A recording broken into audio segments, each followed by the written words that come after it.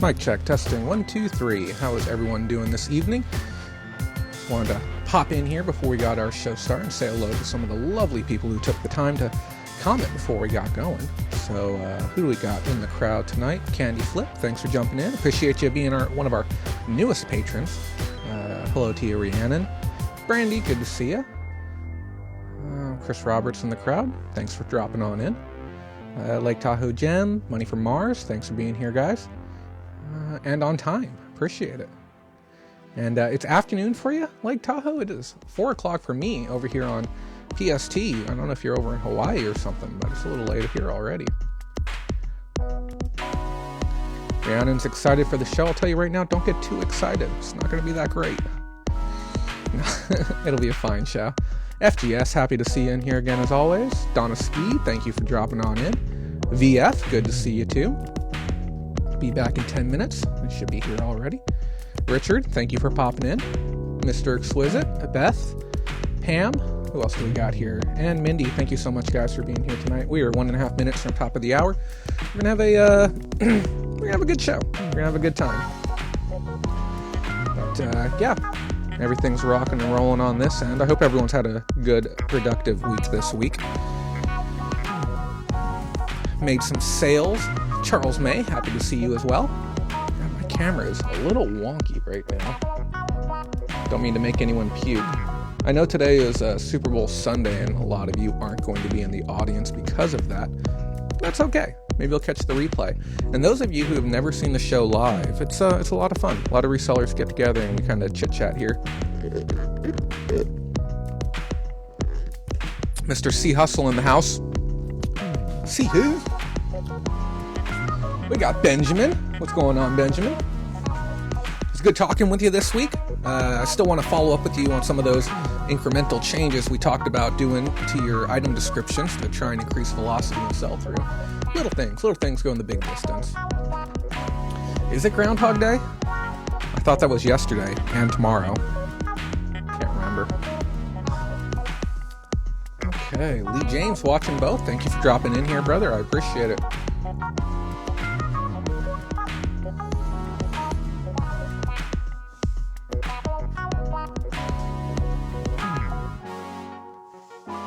Ooh, let's go ahead and get this party started, guys.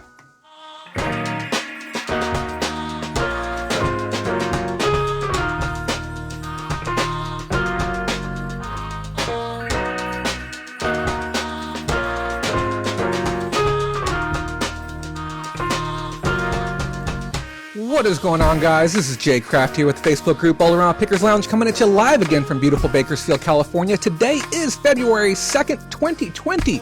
The classic 02022020. The once in our lifetime we're going to experience this day, but we have a wonderful show in store for you today. A lot of big news, and unfortunately in the world of e-commerce, big news doesn't always mean good news, and we have a long list of very sad news for you today. Everything from eBay's 2019 Q4 shareholder call and some of the nitty-gritty details around that, to eBay deciding to officially cancel eBay Open, and we're going to have a little more details there if you didn't catch our episode or our little mini news breaking thing that I posted up earlier this week.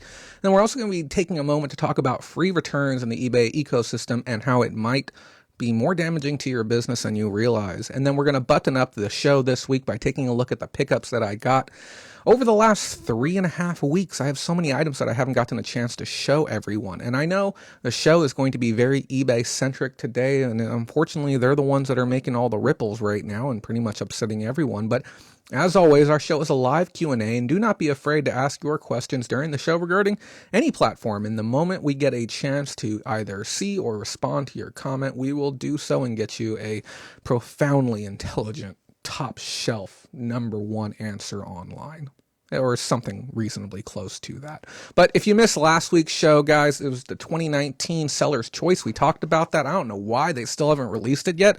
It said they're down to the final 5. I don't know who else is going to keep voting on that poll.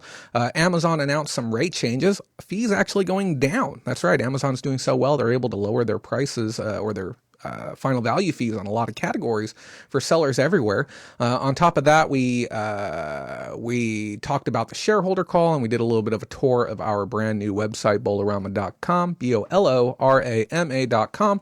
where you can see a whole bunch of new stuff. It's pretty neat, and that should be finalized sometime by the end of this week. So again, thank you for everyone who took the time to be here. If you don't know, this show airs live every Sunday at 4 p.m. Pacific Standard Time, and you can jump into the audience and chit-chat with a bunch of other resellers. It's really, really great.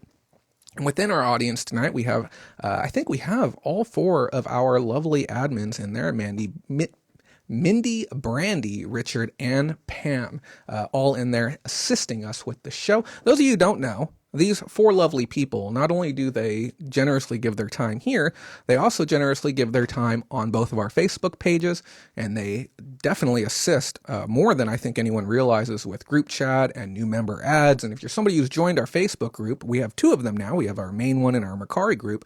If you've joined either one of those groups in the last year, odds are they were probably the ones who approved your request to be a member in our group. So I just wanted to pause and give them a big thank you. And I also want to touch on one more thing. If you're somebody who's contacting our page and you need help, or if you're somebody who is already a patron, and we'll talk about that a little bit later, but just very briefly, if you're already a patron and you're within, the group chat, you're within the community and you need help, please remember our admins, they are volunteering their time to help make all of this possible. So, obviously, as good human beings, make sure you thank them for their time. And just remember that when it comes to the ecosystem we have here, I am the only one receiving any of that Patreon revenue to help put this on. So if you have questions, don't be afraid to come to me. Don't be afraid to ask the community. But if you do ask the admins, just remember, they're doing it on their time, their own dime. They're taking it away from their reselling time. So I just wanted to just put that out there and just give a big thank you to them. And I know things have been a little bit wonky with the group chat. We've had some people coming and some people going, and we're not going to tear into that on here, but I just want to say thank you to all the people who are here, the ones who are in there and the ones, that are in the chat, in the comments right now. I know today's Super Bowl Sunday. I mean, what are 31 of us doing here? Not watching a game about a whole bunch of people that don't care about us. That's the always thing that I found weird about sports, is that somebody can be so diehard about a team and not really know the people that are participating in the sport or activity. I'm not saying, I don't agree with sports. I've never gotten the fascination with it. I'll go watch a live hockey game because that's really exciting, but I can't watch football on TV. God knows I can't watch baseball on TV. But to those who enjoy sports, good stuff. And on another note, while we were talking about patrons, I do want to give a thank you to John S., one of our newest patrons, who just came on as at our viewer tier, and a thank you and a warm and well wishes to the patrons who have recently left. I understand everyone comes and goes for their own reason, but thank you for however long you were here. It's always appreciated. Guys, before we get into the news slides for the day, I want to talk about free returns on eBay. And like I said, a lot of the show is going to be about eBay today. The pickups are going to be a lot of fun. I got some cool items. But I had my first experience with free returns. Now, I want to be clear. I don't put returns on my account.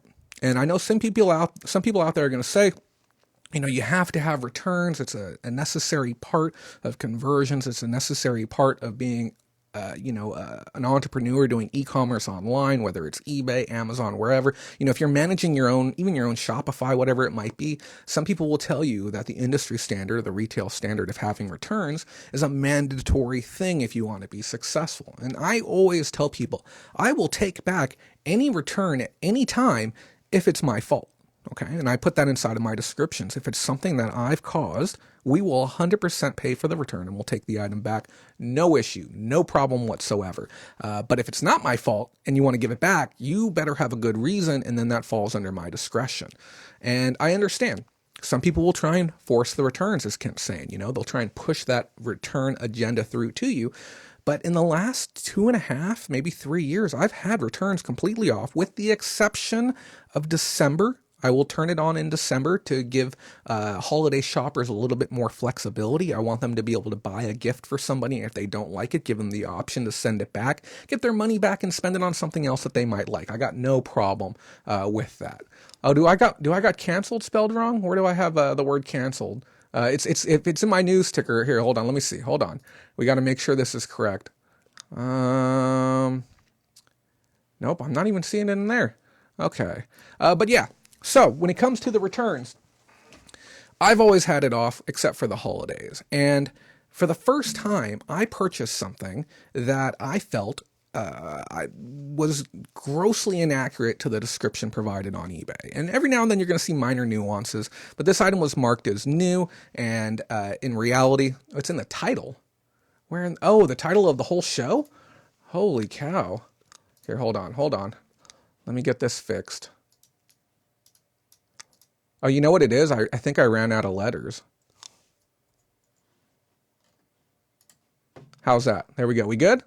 We got the title fixed now?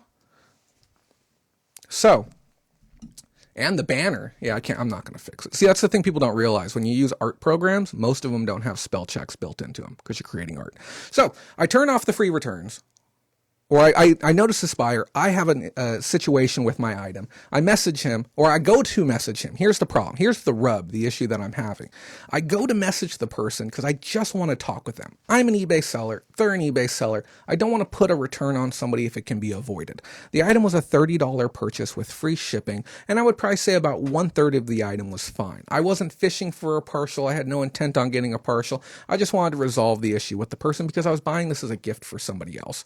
And the item was listed as new, but it was actually used. And he said it was a listing error after the fact.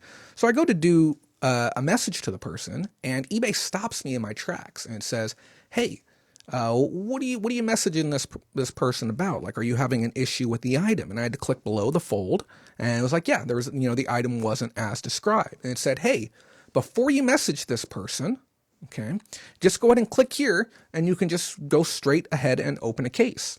And I was thinking about the situation. I said, well, even if I do message the person first, odds are we are going to ultimately end up escalating to a case. Okay, that's just how it is. That's just the nature of doing business on eBay. So I say, okay, whatever. And I click the button there, and it goes ahead, and it takes me to the very next screen. And I was expecting to go to the resolution center and have that case open up. And you know what it did? It said, "This buyer has free returns on. Your return has been approved. Click here to print out a shipping label." Okay. And the moment I saw that, I said, this is the worst thing humanly possible. And the reason why I have returns off on my account is because it forces a dialogue between me and the consumer. Because when we talk about the advantage that direct brick and mortar has over e-commerce, it is the level of customer service that one human can provide to another. And when you have returns set up on your account, or you don't have it set up, it forces that human contact and that engagement, and it gives you an opportunity to try and resolve the issue out before things get escalated. But just by going through that flow, it automatically kicked me a return label. And I even messaged the person after. I said, "Whoa, dude, I am so sorry. I did not want to step it up to this level. I did not want to force the return on you. I had no clue it was going to take me to this screen and hand me a label. I'm still willing to work it out with you." And he goes through and reviews. He's like, "Dude, you're right. You're going to have to send it back to me now. That's kind of where we're at. That's just how it's going to be." And I apologize because it shouldn't have gone that way. And when you take that type of power away from the brand owner and you attempt to incentivize that experience by offering additional partial credits back or shipping refunds up to $6 and other little micro incentives to make the seller okay, providing a lower quality of experience to the consumer, that's just ass backwards. I don't care how you want to phrase it. When you take away that opportunity to do good business, it screws up a lot more within the ecosystem than I think eBay is even going to realize. Now, on the topic of eBay, there's a lot of things that we're going to be covering tonight. The first one's going to be that shareholder call. Let me go and get this switched over really quick. Let me take a look at some of these comments. It's 2020 grammar is irrelevant. Yeah, I know. We have to be worried about World War III, the coronavirus. What else do we have going on? The impeachment. I mean, we have a million and one other things going on.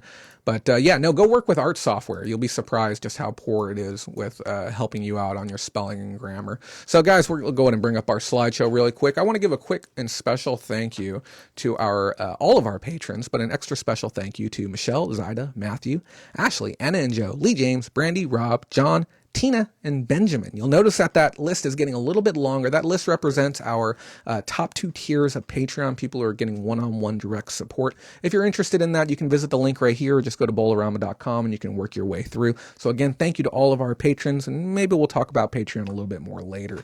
In first news, we're going to be talking about the shareholder call today. Now, I don't know if you guys caught my coverage of the shareholder call earlier this week. It was on Tuesday, the 28th of this previous week.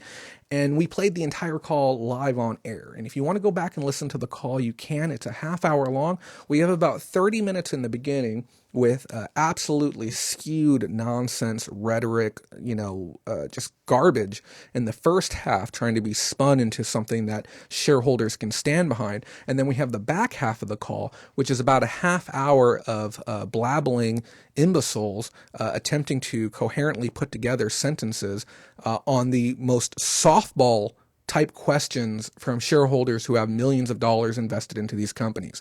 Some of the dumbest questions I've ever heard, accompanied by some of the dumbest answers I've ever heard. But throughout the course of this 1 hour call, we did learn a couple of small things that are going to be nice to know. I want to say right now, after I finished that call, I had a few different people message me and say, Jay, I think that's it. I think I'm just going to stop listing on eBay. And I have to stress this right now, okay? eBay is not dead, but eBay is dying. And the thing is, you're not going to hear many people talking about this because, as I've learned from this week, a lot of people have told me this, my viewpoint and my narrative goes completely different and goes completely against the grain than a lot of other creators on the platform who, they have a strong and heavy emphasis. eBay is your future. eBay is the, going to be the building blocks and the backbone for your brand. Yes and no. Okay.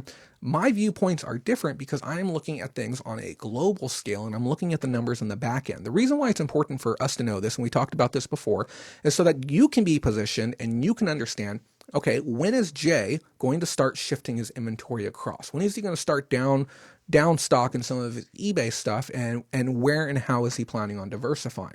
Because I'm a one-man operation when it comes to my eBay store, and I don't want to invest 1,000 hours into listing and customer service and all these other things onto eBay when all my work is going to be stuck there and it should be someplace else. So that's why we talk about these things. So is eBay going to die now? I've been asked this a lot. The answer is no, okay? I'm going to give eBay at least one more solid year worth of performance. We're talking all the way through 2020 through the end of Q4. I'm going to be actively listing and looking to double the amount of inventory that I have on there now. And then I'm going to reassess things come Q1 of 2021. And that's my personal take and my personal stance on it. But I will say this shareholder call, this stock market performance, and this 1.5 years or 1 year since the Elliott management takeover thing happened will be marked in the history books as the turning point for one of the largest e-commerce platforms in history failing, okay? We're going to watch this as the key example. What we're experiencing right now will be part of someone's thesis paper on eBay, the e-commerce brand, as they failed. And the writing has been on the wall for a little while, and we're going to talk about some of the specifics. First thing is the fact that GMV, or gross merchandise volume, as a whole, okay, went down 5% globally. So the amount of merchandise on eBay that sells over the course of just Q4, okay, this is important to understand. October, November, December, the big holiday months, New Year's, Christmas, Thanksgiving, Halloween, all these holidays packed into this tight little area, and globally, as a whole, eBay did 5% less. Okay. Now, it gets really disgusting when we look at the domestic numbers because they actually did 9% less. And this is a historic amount of failure that's all happening at one time, because we've seen what could be considered incremental gains over the last, incremental gains on a large scale. If we go back maybe 5 years. Now, if we look at the last 3 quarters previous to this, we've seen about a 5% reduction across all 3 quarters. And now when I said last week, I said we are going to see some multi-point reductions and it's going to be a big, big hit. I don't think anyone projected 9% reduction as how bad things were going to be. Going into the shareholder call, I believe their shares were trading at about 36.75 a share. And as of yesterday, they're down to 33.50 a share. Shareholders are realizing, whoa, something is wrong with this company. Now, the stock itself is still considered a good value given where the company's at and the fact that they're paying dividends back, which we're going to talk about here in a bit. But when the senior management, we have Scott Schenkel as the interim CEO, when he was asked regarding what they could attribute some of these global losses to, we heard three things predominantly. We heard about Brexit, which is the whole UK, separating of the union. We heard about a weak events landscape in regards to StubHub, and we also have the sale of StubHub, which we're going to talk about. And they attributed a lot of it to the online sales tax. And I was talking during the call as well, and somebody had mentioned it.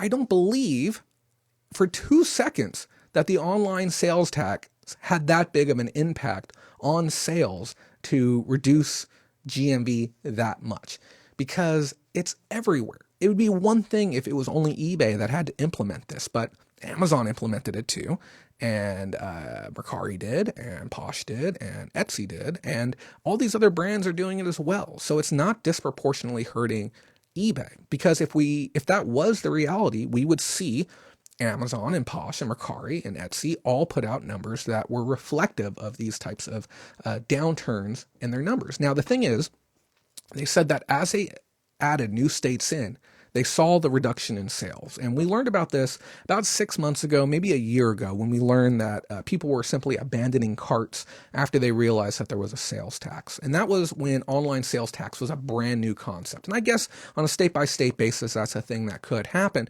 but I don't feel that's enough to justify these massive losses. Now, when they were talking about it a little bit later, they did openly state, we have spent much less on advertising this year. And if you don't remember, what was the whole goal with that? To reduce third-party ad spend, which is where they take their money and they buy Google ads, Google shopping ads, they buy placement on websites, they buy placement within Facebook and Instagram and Snapchat and all these different social apps. They're probably on TikTok as well. They buy these paid ads. They said this year, okay, we're going to dramatically reduce the amount of money that we're going to spend on that, okay? And we're going to invest more heavily into first-party ads.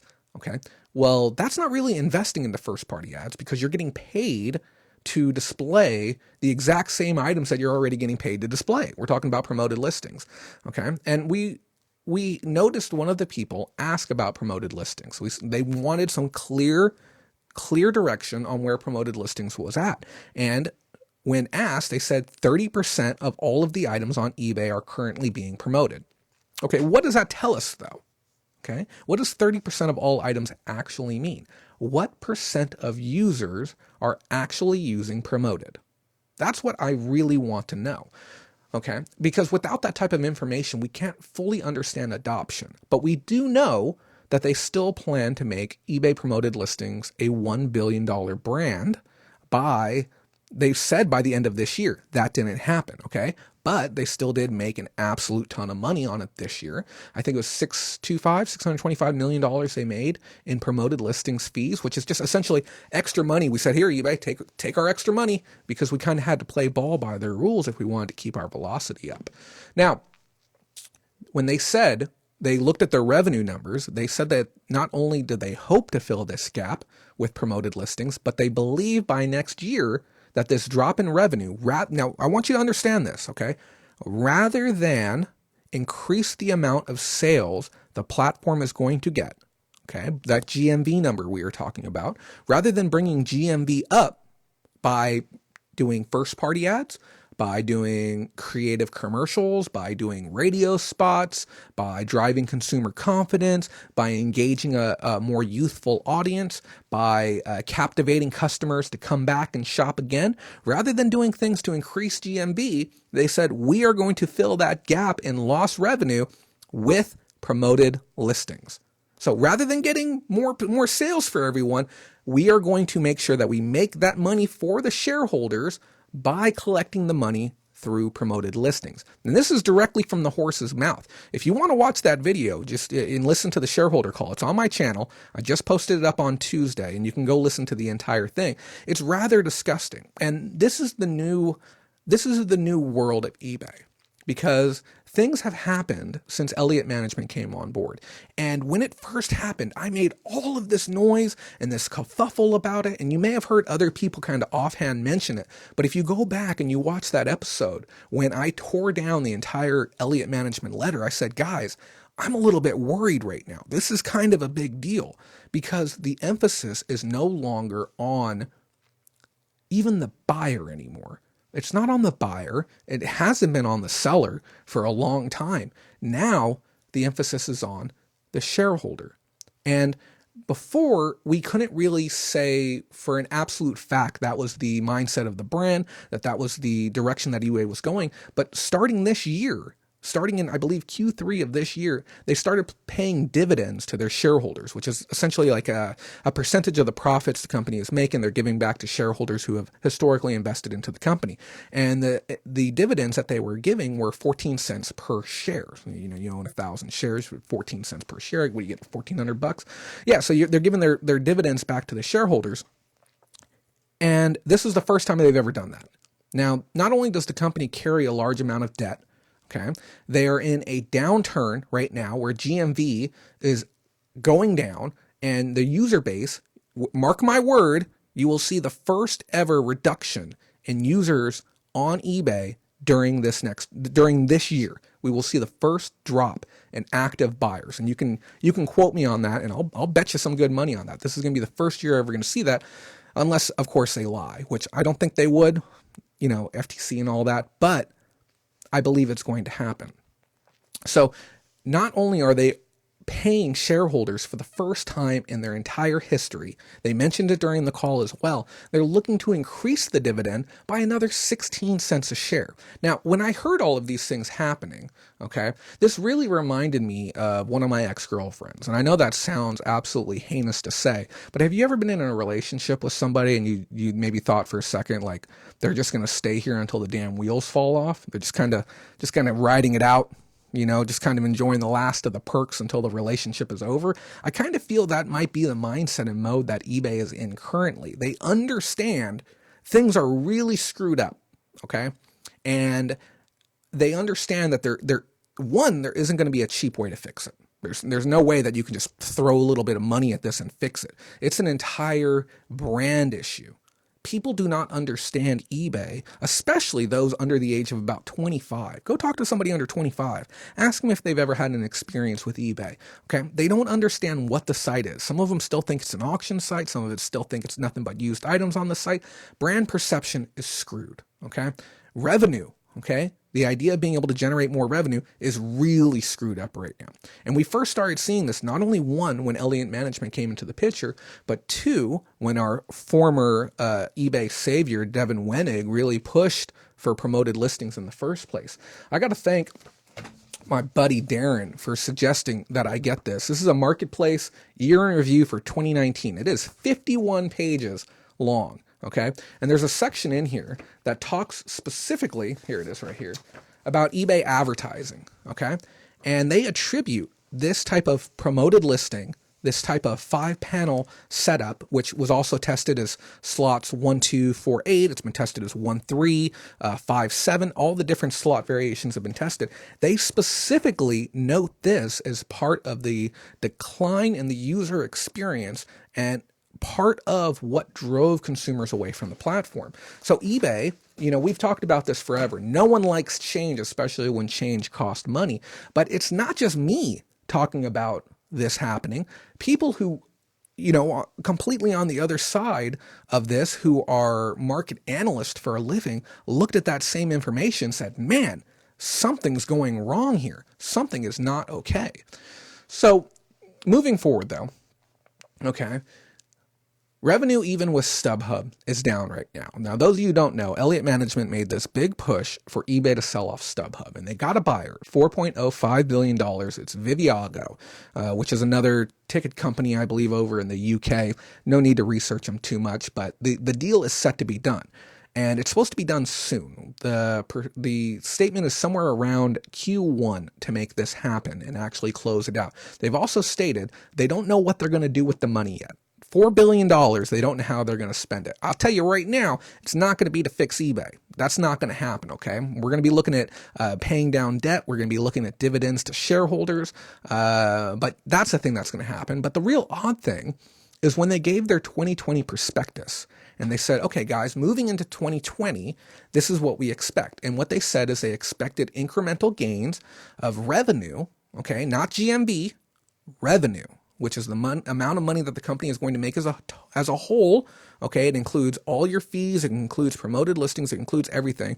They are only projecting a 1 to 3% increase. Okay, that's their best guess. That's what they're pitching to shareholders is 1 to 3%, which is drastically below the market average for your typical e-commerce brand, even domestically. Okay, I could squeeze out 1 to 3% and, a week's worth of work on any e-commerce platform. And I think that there's a lot more that they should be shooting for to be able to make that happen.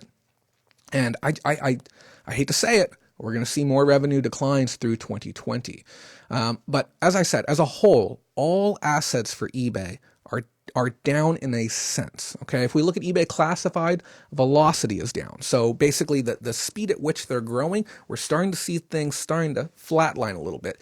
And the biggest problem is that the eBay name just doesn't carry weight anymore. eBay used to be like this big, like well-known, like heavy brand, kind of in the same way when you think of brands like Walmart and Target, Amazon, Pampers, like these big, heavy brand names. And eBay just doesn't carry that weight anymore, and especially doesn't carry that weight anymore in the eyes of investors. And we're going to see a lot of things get shaken up here soon, too. Now, what I found really interesting, too, is that someone did actually ask about the Korea's market. Okay, and if you remember, we talked about Korea. We talked about it, 2 weeks ago? We went and did a tour of Korea's site, Daibao, and then we also checked out China's Jingdong site as well, and we looked at how aesthetically beautiful these sites were, and we talked about how Daibao showed 57% growth last year alone to pass up eBay in revenue. So Daibao did 14. What is it? I'm sorry. Hold on. What is the number? 14.75 million or billion? One of the, I'm so sorry, in revenue comparative to 14.1. I'm going to say million because it's Korean. They're slightly smaller. So 14.1 for eBay to 14.75 revenue for Daibao. And this is the first time that eBay has been thwarted in such a swift fashion in a market that they historically had dominated. Now, we've seen them exit markets before. We've seen them leave the India market due to competition from Flipkart, which was already a well-established brand, and they realized, okay, we're not going to win this one. But eBay dominated, absolutely dominated the Korea market for years and years on end. But in comes Coupang. I'm going to read a little thing here. I've got it purple, which means I was meant to read it out loud. So let me see what it says here. It says e-commerce sites in South Korea use discounting to drive traffic and gain market share. Coupang, for example, claims its diaper prices are the lowest in the country. Coupang is presumably subsidizing the price by investing marketing dollars. Another site, Gmarket, offers discounts of 50% to first-time buyers. Imagine. Sign up for eBay and get 50% off your first purchase. Holy cow! That's some serious subsidizing to get users to the site and get them to try it out. Gmarket also offers loyalty and discounting program called G-Stamp and Smile Points to help retain existing customers. Gmarket has monthly coupons for additional discounts on top of the already discounted prices. Additionally, Gmarket offers a daily drawing to let customers win more G-Stamps and Smile Points. This heavily discounting is likely not sustainable in the long term, but if it was enough to make them pass up eBay in an established market, because, now is the time for a serious competitor to take over here in America. Simple as that. And we already know who's really up at bat for that. It's Mercari. They're prime position to take the place of eBay if they kind of get their head out of their ass and start opening the lines of communication, create some seller events, talk with creators, the people who want to see the brand succeed, and start making some stuff happen. But this is the position that we're in right now. The Korea's market, their sites are very much so like Amazon, and mark my word, you're going to see numbers around probably 10 million for next year's revenue in that area. It's going to get pretty bad. Let me take a look at some of these comments real quick. Online sales tax excuses, BS. Yes, it is. And like I said, I can believe incremental, short-term, small things happening to the actual sales numbers, but I don't believe it is a long-term excuse that actually means anything. Let me look at another one of these comments. Will someone come in and buy out eBay, or do you see them merging with another e-commerce company? And Richard said it would take billions. And that's the thing about it. If you want to merge with another brand, there's just simply not going to be an easy way to do it. And if we look at eBay, okay, man, do you remember when they were merged with another brand? It was one of the top payment processors in all of America and one of the top players in the world, and they separated with them. They couldn't find a clean way to retain the relationship, all because of not even a few, all because of fractional percentage points. And that's one of the other things, guys. We're all going to be switching over to Adyen here soon. We're 3.5 or 4 months out. It's going to be bad, okay? I'm a little bit worried. Let me look at these notes really quick. Some of the other factors why eBay is losing footing within other markets, it's kind of reminiscent to what we're seeing happen here.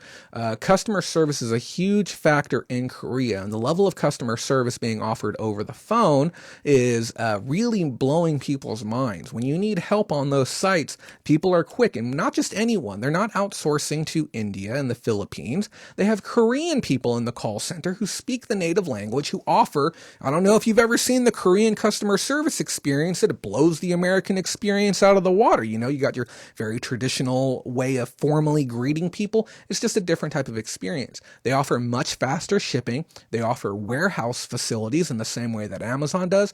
They take local credit cards. So there's a lot of small banks that aren't, the big B of A and stuff like that. They accept those on the site.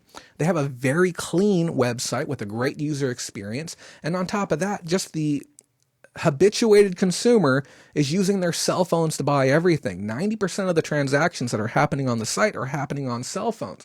How hard would it be for eBay to come up with a very simple campaign? Okay, when you need it, shop mobile, eBay. Boom, there you go. Slap it on some damn stickers and send them out the door. Convince people that the mobile shopping experience will not only get you the item you need, it'll get it to you fast, and it's the way that you want to be doing your shopping. But there is no conditioning happening, okay? eBay as a brand is not teaching people how to use the site, and it is not teaching people how to effectively get value out of the site, okay? Because they're stripping the value away. They're making us have to charge more for stuff because we have to offset our cost of what are our costs that have been accelerated as of late. We have an increase in final value fees. We have an increased fee if we fall below some BS seller metrics. We have an increased fee for promoted listings. And one of the biggest fee increases that we've seen over the last 24 months is that increased cost of shipping that eBay refuses to do anything about. Go to USPS and negotiate. You're one of the largest distributors of packages domestically, okay, for USPS. Go negotiate a better rate. They didn't even go to the postal conference last year, okay? And that's the thing that really shocks me. At least go fight on our end. Give TRS rates to every single person. Why not? Okay, no skin off your back. You don't got to profit on that.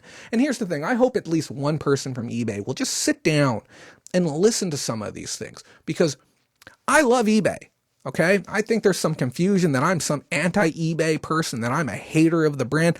I love eBay. Going to eBay Open last year, okay, was one of the greatest experiences that I've ever had. Stress-inducing to say the least, but like I said, I felt like I got to go meet excuse my language, I got to go meet, Papa eBay and Mama eBay and go spend time with the eBay family and experience something that very few people got to experience. It was a very, very special event to be there, and it felt like I was part of the company. I was part of the vision and part of the plan. And that's why I'm so upset that the event is gone this year. And we're going to talk about that here in a second as well. So Like I said, shareholder dividends, they're going to be increasing them by another 16 points. Very frustrating. And like I said, the shift is moving from a buyer-focused experience now to a shareholder-focused experience. And this is what gets really, really confusing for me as we move forward. They openly said, okay, and you're not going to believe this, they openly said, we are not concerned with getting more buyers to the platform. We are more concerned with getting our existing buyers to buy more stuff. Okay, so they've said they are setting themselves up to where they can say it's okay if we have a decline in numbers. Now, some people are sitting back and they're taking the number that Scott Schenkel threw out there, and he said, "Oh no, we've had an incremental increase in our buyer base of 2%." Okay, of when? Okay, that's 2% over 2019. That is not 2% for Q4. Okay, so the greatest levels of growth we have seen historically on eBay has been during Q4, Q4 2019, Q4 2018, Q4 2017. Largest amounts of growth that they've ever had. When we went from Q3, 183 million buyers on the platform, or active buyers, and we're going to explain what that means for the first time ever. Active buyers, 183 million Q3 2019 to 183 million Q4 2019. So we saw such a little increase that they couldn't even report it. Because if it was 183 to 183.5, I guarantee you that would be reported. Okay. So what we probably saw, this might sound shocking, we may have even seen a reduction. I don't think it's that far disbelief to think that maybe it went from 183.6 to 182.9, got rounded off. I know that sounds a little bit wild, but I'm going to explain a little bit more about that here in 1 second. So the question had been floating around for a while, and I actually had to do a little bit of digging. What is an active buyer? Okay, because we've talked about this for a while. What in your mind constitutes an active buyer? So I dug out of my way, because that's what I do. This guy's got to have all the information. I got to be able to answer your questions for you, right? The company describes an active buyer as one who has successfully closed a transaction on its platform within the last 12 months. An eBay buyer can manage more than one account. And there was a little asterisk with that too. Okay, so an active buyer, if you have 3 accounts and you made a purchase on one of those accounts over the last 12 months, you have 3 active accounts. That's my interpretation of it. Okay, so what ends up happening now is we are seeing, it's very, very interesting. We saw rapid amounts of growth in Q4 of 2018. And that, again, had to do with, I believe, it was fidget spinners or whatever the other seasonal toy was at that time. We saw this rapid growth, this rapid inflation. A lot of these people have not come back. Okay, because we had people coming to the platform and they said, we are spending our ad dollars, but we are not getting the people that we actually want. We're just not getting them. They're not coming to the platform. And when they do come to the platform, and we do get people in here, we have a problem. They're not spending enough money. So my big question, and this is something that I ask people about all the time when they're operating their own business, I say, what is your client acquisition cost? That's something that we need to know. You know what's really crummy is I do not have chapstick in here right now. You'd think I would keep an emergency stick on hand. Let's just have some coffee. I'll grab some here in a second. Coffee's just as good, right? So, where was I? What was I talking about? I can't even remember. I don't know. We're going to bounce around a little bit then. Because I don't want to be on this topic forever. I think you guys kind of get the gist of it. I'm going to kind of power through a few more of these things here. Why don't they have a CEO yet? So those of you who don't know, oh yeah, thank you, Simply Dana. We were talking about the fidget spinner. So yes, we are going to see a drop off in the number of active users because all of those users that came to the platform, they're not going to be rebuying. When they did come to the platform, they spent $3 to $5 on a couple of fidget spinners, and we're going to see that number come down. I'm going to go ahead and peg it right now. We're going to see a 181 or a 180 come next quarter. And there's going to be some hard questions to answer as to why people are just leaving eBay, why people are just choosing not to buy more. And it's not because eBay doesn't offer staple products. People don't come to eBay for diapers, okay? It's because the actual the actual substance that made eBay a brand and made it unique. And we talked about this before. How do you support a brand, or how do you get excited about a brand that doesn't have identity? What is eBay? What is it? That's a place where you buy and sell stuff online. Well, I can give you 30 other sites where you can buy and sell stuff online. But what makes eBay eBay? What makes it truly what it needs to be? I don't know anymore. That's the problem. So the next thing, why is there not a new CEO? Okay. Devin Wenig left 3, 4, 5 months ago? I can't even remember anymore. It's been so long. Okay. I figured it out. I just figured it out yesterday. Okay. Why would you want to be a CEO of eBay? Now, don't get me wrong, okay? The copious amounts of money that they are paying Devin Wenig, $15.3 million a year, okay, which is just a giant, I could swim in a pool of 20s with that much money, okay? If you want to super chat $15.3 million, that would be fantastic, okay? Firstly, they're going to be paying the next one less. And Elliott Management knew that this was an issue, okay? When it came to, what's the acronym for it?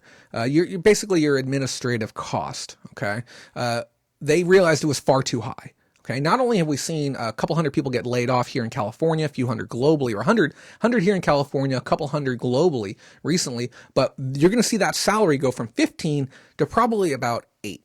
Okay, really powerful and really strong CEOs are not going to want to work for that amount of money. Firstly, and secondly, okay, who wants to put on their resume that they were with eBay the moment the decline started? Okay. Now, I understand if you want to come in and get that cash grab and you want to be their CEO for a year or two, which would be about the average tenure of a typical eBay CEO, but I don't want it on my resume. I don't want to know that the moment I came in, we saw double-digit losses for the next 3 quarters in a row. I don't want to be a part of that. Okay. So that's one of the things that I'm worried about. On top of that, they stated they're going to buy back another $1 billion worth of their shares. Guys, stop buying your shares. Stop paying down debt. This honestly feels like a company that is in damage control mode right now. They said we're going to reduce wages. They're going to become a very lean company. Okay, expect a large reduction in coupons. Okay, expect increases in seller fees coming the first seller update, which we can expect to be around February 26th, 25th. This year is when we expect the first update to come out. Obviously, we'll have full coverage. Every single line in that update will be covered. But expect eBay to get very, very lean moving forward. And it's all because, like I said before, the shift is moving over to the shareholders, not the sellers, and not even the buyers at this point. They don't really have much concern for those categories. And we know this too, which we're going to talk about later, the canceling of eBay Open for 2020. What else do we have on here? The Q&A segment. They were asked about ROI, ad spend, how much money for client acquisition. We didn't get the client acquisition cost, but we did learn that they're looking to stop spending money to try and get new people, which is crazy. They were also asked about the sneaker category. Guys, I got to get some darn chapstick. My lips are getting so dang chapped. Give me 1 second.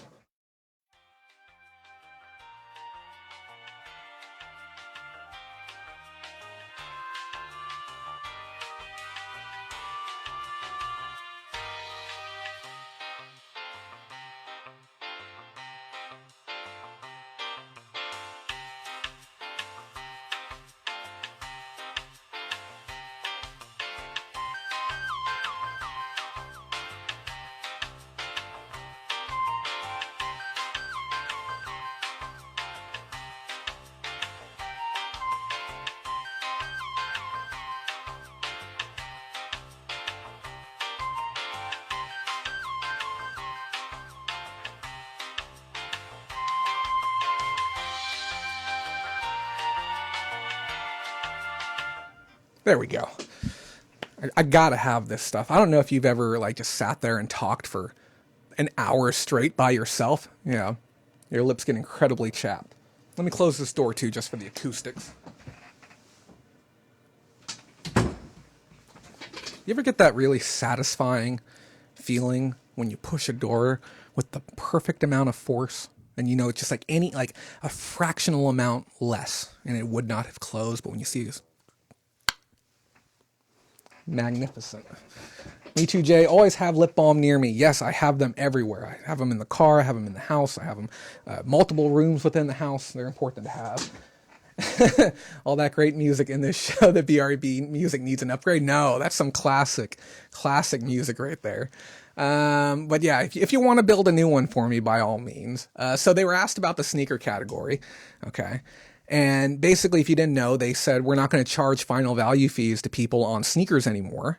If the sneakers are being listed and sold for more than $75. And when I first heard this, I was thinking to myself, I'm like, wow, it seems profoundly stupid to do that because it was already a very strong category and I didn't feel like it needed a helping hand. I didn't really understand, and this was a shortcoming on my part, I didn't understand the motivation to make that decision. It didn't have any clarity to me at the moment because you would think they would take an underperforming category. Let's say the categories that actually compete with other e-commerce brands. Why not go after, I don't know, handmade goods? And tell people, hey, you want to list your handmade goods here? If it's an actual handmade good, no final value fee. Screw it.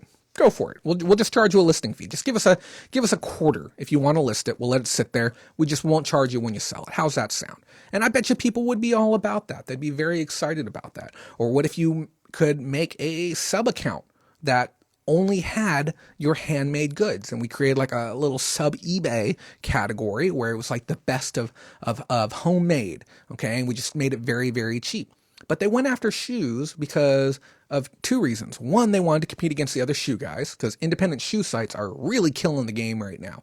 Not only first-party brands like Nike and New Balance, Spalding, bringing their own inventory back to their main site, even taking it off of Amazon and saying, hey, we can drive direct-to-consumer without the help of Amazon. We sure as heck don't need the help of eBay to drive direct-to-consumer as well. And we saw this push happen with I can't remember his name. There was somebody who left and came back to eBay who was in the shoe world, and that's part of Donahue. Yeah, that was part of the movement to make this happen. But we learned on the call the other side of it. The other side of it was to increase GMV. Okay, if people feel confident about listing their shoes there and they can get more money for them because they're not paying a final value fee, it'll drive more people over. And guess what? GMV will look good. And who gets happy when GMV looks good? Shareholders. Okay. And then the other side of it too, that I had never really considered was the fact that when you have more people selling more product, guess what? You get to sell them your features. Okay. What are we talking about? We're talking about promoted listings. Okay. So if 30% of the shoes that go up are using promoted listings, they're still raking money in on those sales, when they happen. So they're still making money. And that was the idea. More GMV, more buyers, okay? You draw in more people with a more varied inventory and happier sellers. I get the concept, but I don't think shoes would have been the best way to go. Personally, I think that there's other categories that could even use a short-term blitz, okay?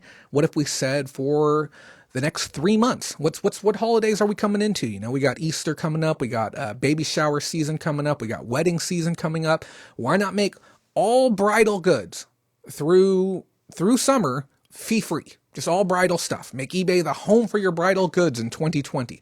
It wouldn't be difficult to theme the site each year around a specific category and just really drive GMV and, bring new people to the platform. You can pick anything you want, any category you want. Automotives. We want to make eBay the home for automotive parts. You come here for all of your automotive needs. Why not? Okay, I don't know. It just seems like one missed opportunity after the other. What else do we have going on? I got so many notes here, don't mind me. Oh, they also stated too, which I found to be interesting. They said the impact of sellers switching over to managed payment to be nil. And this partly in fact to the way that the checkout process has been changed, that the default option is no longer set to PayPal. So most people who are checking out now on eBay don't either notice or care that the default option may be your PayPal debit card opposed to your PayPal account. So that's part of it. And then here's the real kick in the junk. And we talked about this before, is the fact that eBay hasn't worked to negotiate better rates for us here domestically for USPS. And that's something that they should be doing. I don't understand, again, why they're not. But congratulations, UK. Okay. Your Royal Mail tracking is, it's now going to have tracking. Congratulations. They went there and they fought to make sure that tracking was available on the UK orders. Great. Do something here in America. Come on now. Um, where are we at? You know what? I'm curious. I'm curious what the current stock price is. Looks like they are at 33.56. God, 33.56, and that's down from 36.40. So almost $2 down, $3 down in the last 4 days. That is wild. Absolutely wild to see. So we talked before the shareholder call even happened, and I said that you can expect by the end of this year to see eBay, in my personal opinion, trading around $28 a share. That's, I think, but honestly, I might even downgrade it further. I'm thinking between $25 to $28 a share is what eBay is currently worth. And the reason I say that is because when I look at the company as a whole, I don't see much positive coming into their future. That's where it's at. It's just unfortunate. And I do hope they get their heads out of their butts and they reach out to people who, like us, who care about the brand, who maybe have some creative ideas. But who knows? Maybe they can talk to those people at one of these eBay Upfront events. In other news, guys, eBay is making things even more difficult for you on some of your favorite categories. Man, this hair is not behaving. I got a haircut and I told him extra floof, but I didn't tell him to go that crazy. So, eBay is making more category changes. It's ridiculous, guys. Remember, this has happened before historically. We'd seen this happen with other categories. I'm just going to read the announcement for you verbatim, and then I'm going to give you a little bit of context after. Lee James says $26 was the lowest stock point within 5 years, I believe. That is correct, my friend. And that was on the heels of the Elliott Management deal. They waited till the price got that low, and then they bought a whole bunch of shares off the market. Yes, extra floof, max floof, thrift trader. So the announcement: throughout 2019, we've emphasized the importance of item specifics and how they increase the visibility of your listings on both eBay and on external search. Now, external search is something that I talk about often. Those of you who do not know, okay, your listing showing up in Google and your ability to get them there is probably one of the most significant things you can do to actually increase your conversion. If you think just being on eBay is enough, no, you must get your item specifics in, you must get your descriptions in, you must have quality photos that actually rank within Google. Getting your item within that first carousel of items can increase your sell-through by 90%. Getting it on the first page of Google Shopping can increase your sell-through by 30%. Okay, so you really want to fight for these positions by having captivating listings with correct titles, correct descriptions, and quality photos that are indicative of the item you're selling. No keyword stuffing. The more data you give us about what you're selling, the better we can match your item to what a buyer is looking for, either through query search, left-hand navigation filters, or category merchandising pages. With this in mind, we're continuing with our requirements for item specifics in March 2020. We'll be introducing required item specifics in the below categories.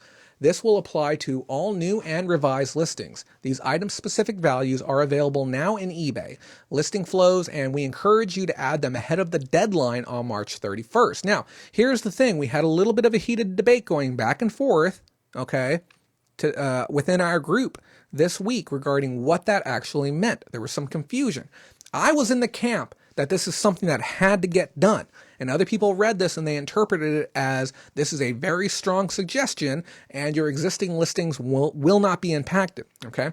I spoke with eBay for Business directly and I asked them, your existing listings will be impacted. So if you have any items currently within electronics, this news is for you. I don't care if it's a $2 little, cassette or if you have a $5,000 monitor, your categories are going to be affected. Okay. For the full list of required item specifics that are affected categories, please go to the dedicated link, the item specifics page. That link is available on our Facebook page. Richard says the item just won't be seen. So when it comes to adding these item specifics, eBay has a couple of options, okay? One, they can suppress your listing. And if you don't know, that's already allowed. It's within the terms of service. They can suppress any listing for whatever reason. They can think that your photo does not look good enough, and they will suppress your listing. They will think that your title is not an accurate, valid, or attractive looking title, and they have the right to suppress your listing. A suppressed listing will not show up in natural search, but can still be accessed by the show me the listings that have been hidden from this search, and it will show up then. Okay. Or the other scenario where eBay will actually delist the item. Okay. And I want to keep you all in mind too. If your listing is suppressed, you will still be paying for it. And eBay does not have any need to tell you that your listing is being suppressed. Okay, they do not have to tell you. It's within the terms of services. Okay, or your listing will get removed or become ineligible to renew. And now we've seen historically that this is what they'll do, is they'll say, hey, your listing is missing the required item specifics, and because of that, we are not going to be able to renew your listing at this time, and you will have to step back through and do this. We've seen it with clothing. We saw it with UPCs. Who remembers spending an entire week adding UPCs to all your new and like new items across the entire platform to appease Google?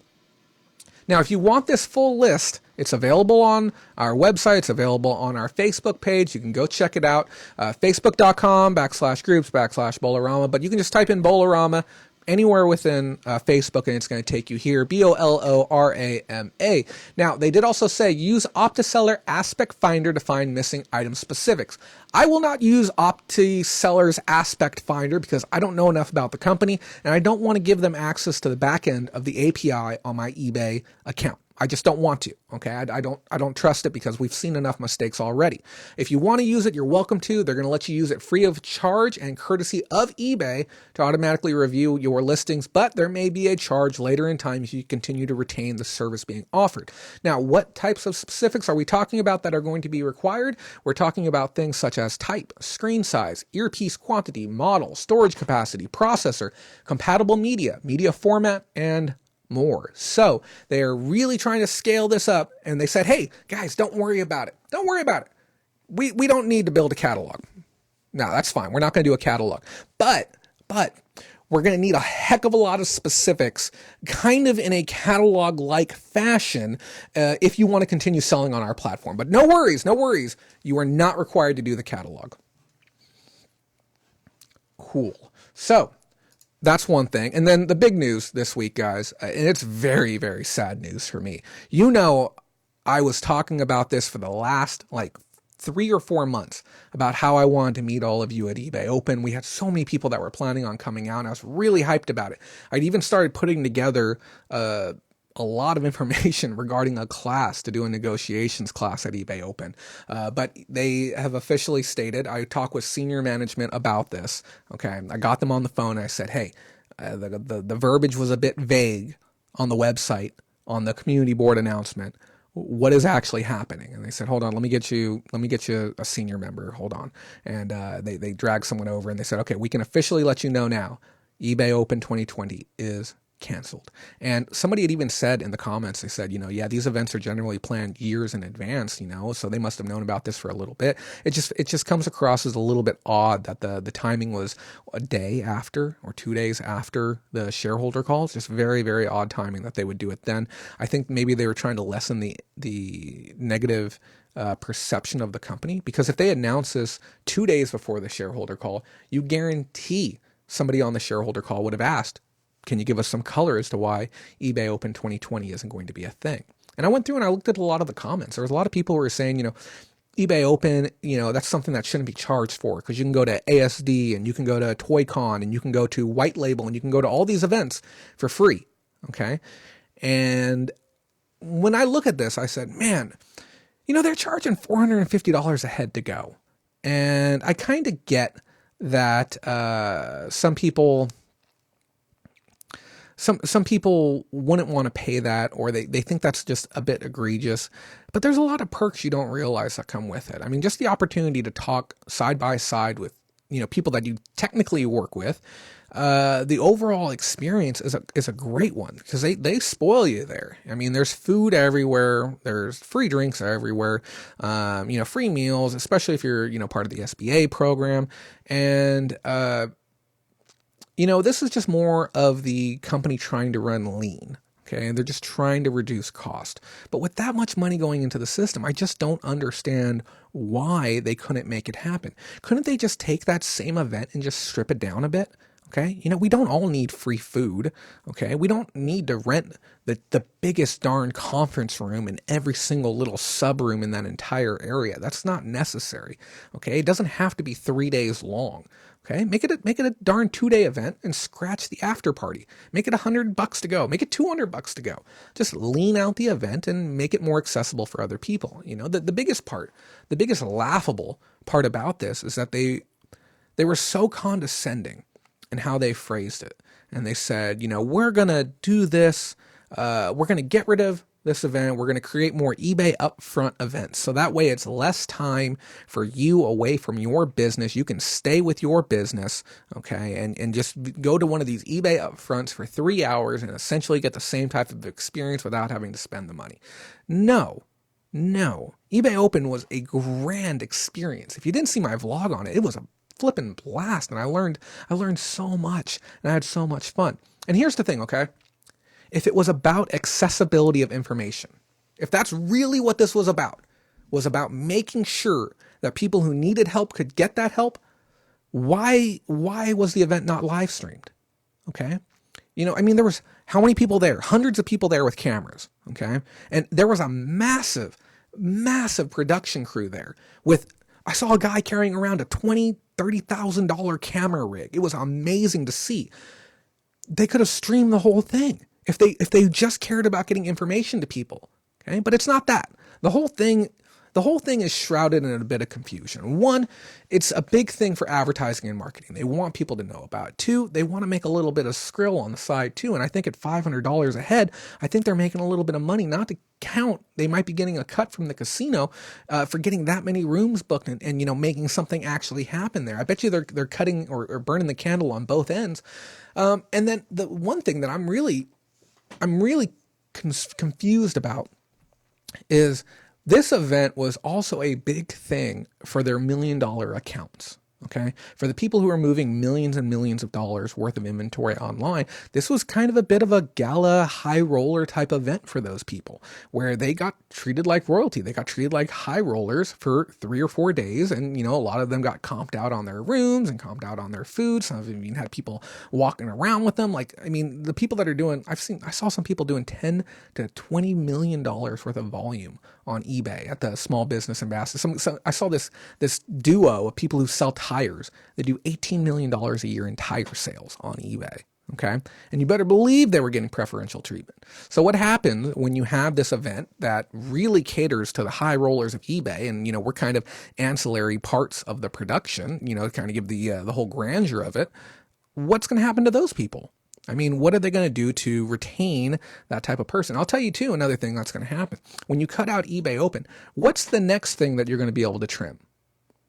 Anyone got any idea the most expensive entity within eBay that's currently operating that caters to a specific type of seller? Concierge. Okay. Concierge is very expensive. And if they're not doing eBay Open this year, they're not going to be giving away concierge to, 2,000 people that they did this year.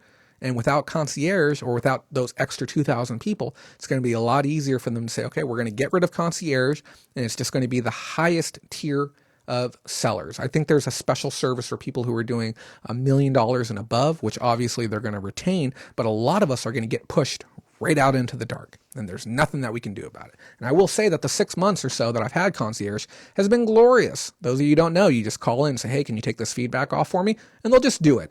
Okay. They don't care about your story. They don't care about why it happened. They don't care about what you did to try and fix it. You call them and you say, hey, I got negative feedback. You think you can pull this off my account? Okay. Or if you have a situation where you have an item that would get stripped off the website for a rules violation, they give you 48 hours to correct the listing before they take it down. Okay. And you can go in there and you can edit it. You can salvage your photos, all of that. And then they strip it down. You mean they will treat eBay like America? I have no clue what you mean by that. I'm sorry. I also wondering if they're going to cut the concierge program. I believe that if it doesn't get cut this year, it's probably going to get cut next year. So it's very unfortunate for that. And then in other news, guys, we're going to wrap up our news portion for tonight. Small stories and developing news. Cheers to Mindy for bringing this one to my attention. New Mercari listing special going on now through February 15th. List 5 items and get a $5 coupon. List 10 items and get a $7 coupon. And list 20 items and get a $10 coupon. On top of that, 5 lucky winners will be selected to win $500. Now, there is a asterisk to this. The $10 coupon is only good for a $25 purchase or more, and it expires as well. So before you go put in all that work to get your 20 listings, do understand it's not just a free $10. This isn't like Coupang, okay, where they're just giving away money for being there, okay? And like I said, the eBay shareholders, or the senior management, I can't remember the other guy's name. It was Scott Schenkel and somebody else. What was that guy's name? Ingram? I can't remember it, but they even said openly, like, we can't compete with their loyalty program. Like, they've got a loyalty program that's much better than ours, and there just isn't much that we can do about it. And I want to be honest too, there's a lot more tidbits, but I don't want to spend 2 hours of my life talking about it. I think we've covered it in fairly good detail. Also, guys, as far as next week's news, we're going to be covering the Marketplace Year in Review for 2019. I'm going to be reading through this lovely 51 pages. The bulk of our show next week, the bulk of it is going to be about this, unless there's some new developing stuff. Now, the reason why this is going to be important, because a lot of people have been talking to me about generating their own e-commerce site, doing like a personal Shopify. And we're going to talk about some of the ins and outs and the pitfalls and why some companies succeed and other companies don't succeed. It might give you a little bit more food for thought before you try and run out there and do your own thing. A lot of times people don't realize the amount of money you need for advertising and marketing if you plan to sell direct to consumers. It can get very, very expensive. Mindy also said, still a good deal. New accounts will also get a $5 coupon too. Nice. So guys, that's all the news for the week. Isn't that fantastic? We actually churned through the news. How about we take a look at some items? I'm going to drink a little water first, de-chap these lips. This is a great opportunity too. If I haven't said this before, let somebody know about us. That's it. Yeah. I don't want to bug you for anything else. Okay. Just let somebody know that we exist. And I want to give a big thank you to the 186 new subscribers that signed up and became a free subscriber of our channel over the last 30 days. Thank you. It's truly appreciated. We've been seeing some fantastic growth lately. I don't know who is saying nice things about me, but it's really, really helping us. And I do hope this is the start of big things to come for the channel. That'd be really great.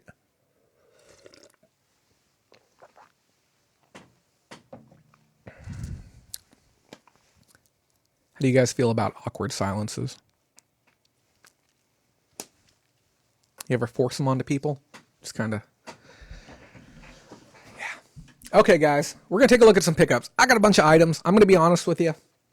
I got 3 bins of items here. I'm going to go through those items with you, and I have no other stuff in backlog. So we are going to go through 100% of the items. Thank you, Rhiannon. We're going to go through 100% of the items that I have left over. We may be making some small changes here in the future with the show. So part of me and part of what I am doing right now is I'm going to be getting caught up on my inventory, which means I need to show you 100% of what I have. And I may start doing some more sourcing here soon. I may take a small break from sourcing while I work on some other facets of the company and work on some other facets of myself over the next few weeks. But for now, we're going to look at everything. Mixed in here are some cute things that I got for myself and for some of the people around me. So there's some personal things in here. And then we also have some really interesting items specifically for Mercari. We have some interesting items specifically for eBay. And I think we might even have a local sale item in there as well. But honestly, this is one of my favorite parts. I think that anyone who does sourcing knows the joy of finding cool stuff. And I really want to go on some more sourcing trips and find some more cool things from out of town and come out to an area near you. Maybe we do some sourcing together. I got this really cute Ridley's brand jigsaw puzzle. It has a whole bunch of cats on it. Yeah. And it's just really cute. It's a personal item. It's a puzzle that I'm going to do with somebody close to me. And we're gonna enjoy putting this together one of these nights. But she's huge into cats. So that's why I picked this up. I got it for $2. I know the original MSRP, it says $15. And this came, I believe, from Target. We have a Goodwill here that gets all of the Target returns, like the low-cost returns, and they just shove them on their shelf or their damaged stuff. Kent says, halftime show is hot. Go enjoy it, buddy. Go enjoy that halftime show. Yeah.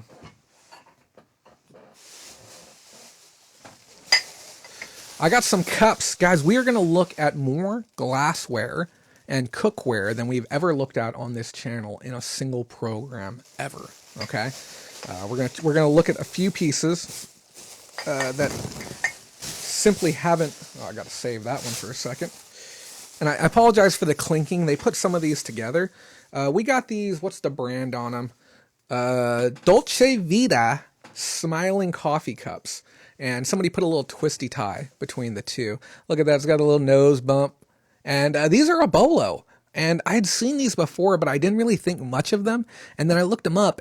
Normally, if I found one of these, it was $4 for the pair. If I found one at $2, I probably wouldn't have bought it. Okay. But when I did the comps on these, I found that most people sell these in pairs, and they come in different colors. I've seen blues and greens and everything like that. And I saw pairs going between $30 and $40 depending on the pair. I think this one with this hearts will definitely help drive up the price, but there's people who collect these, people who actually want these, and overall they're in very good condition. So I don't think I'm going to have any problem getting $40 for the pair.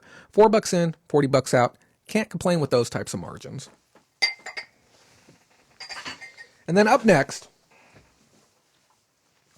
one of the most valuable home goods finds I've had in my entire life.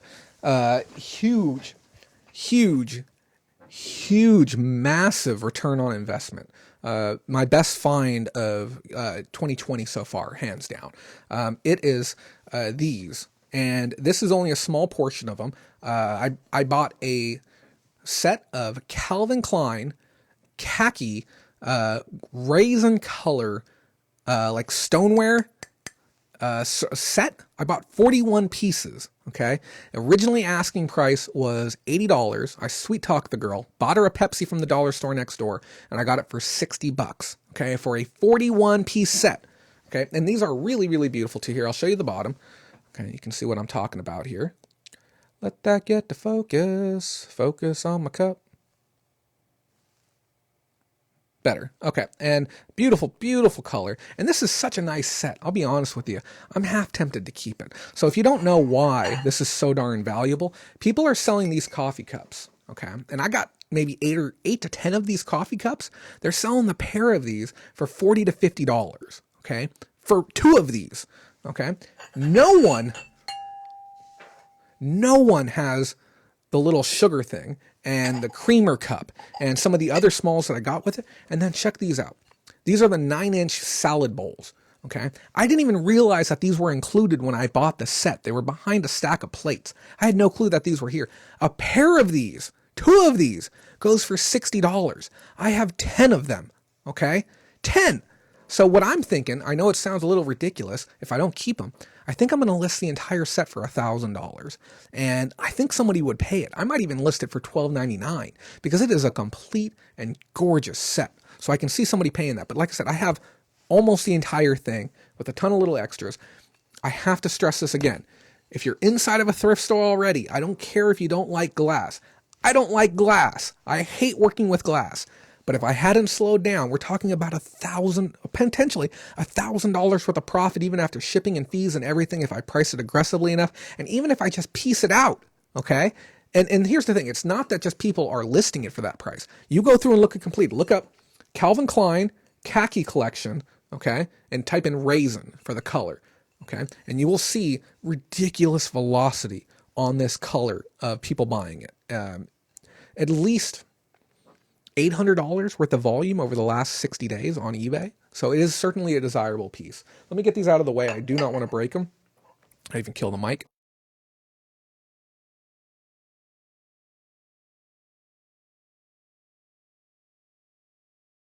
That was so loud. Okay, what else do we got?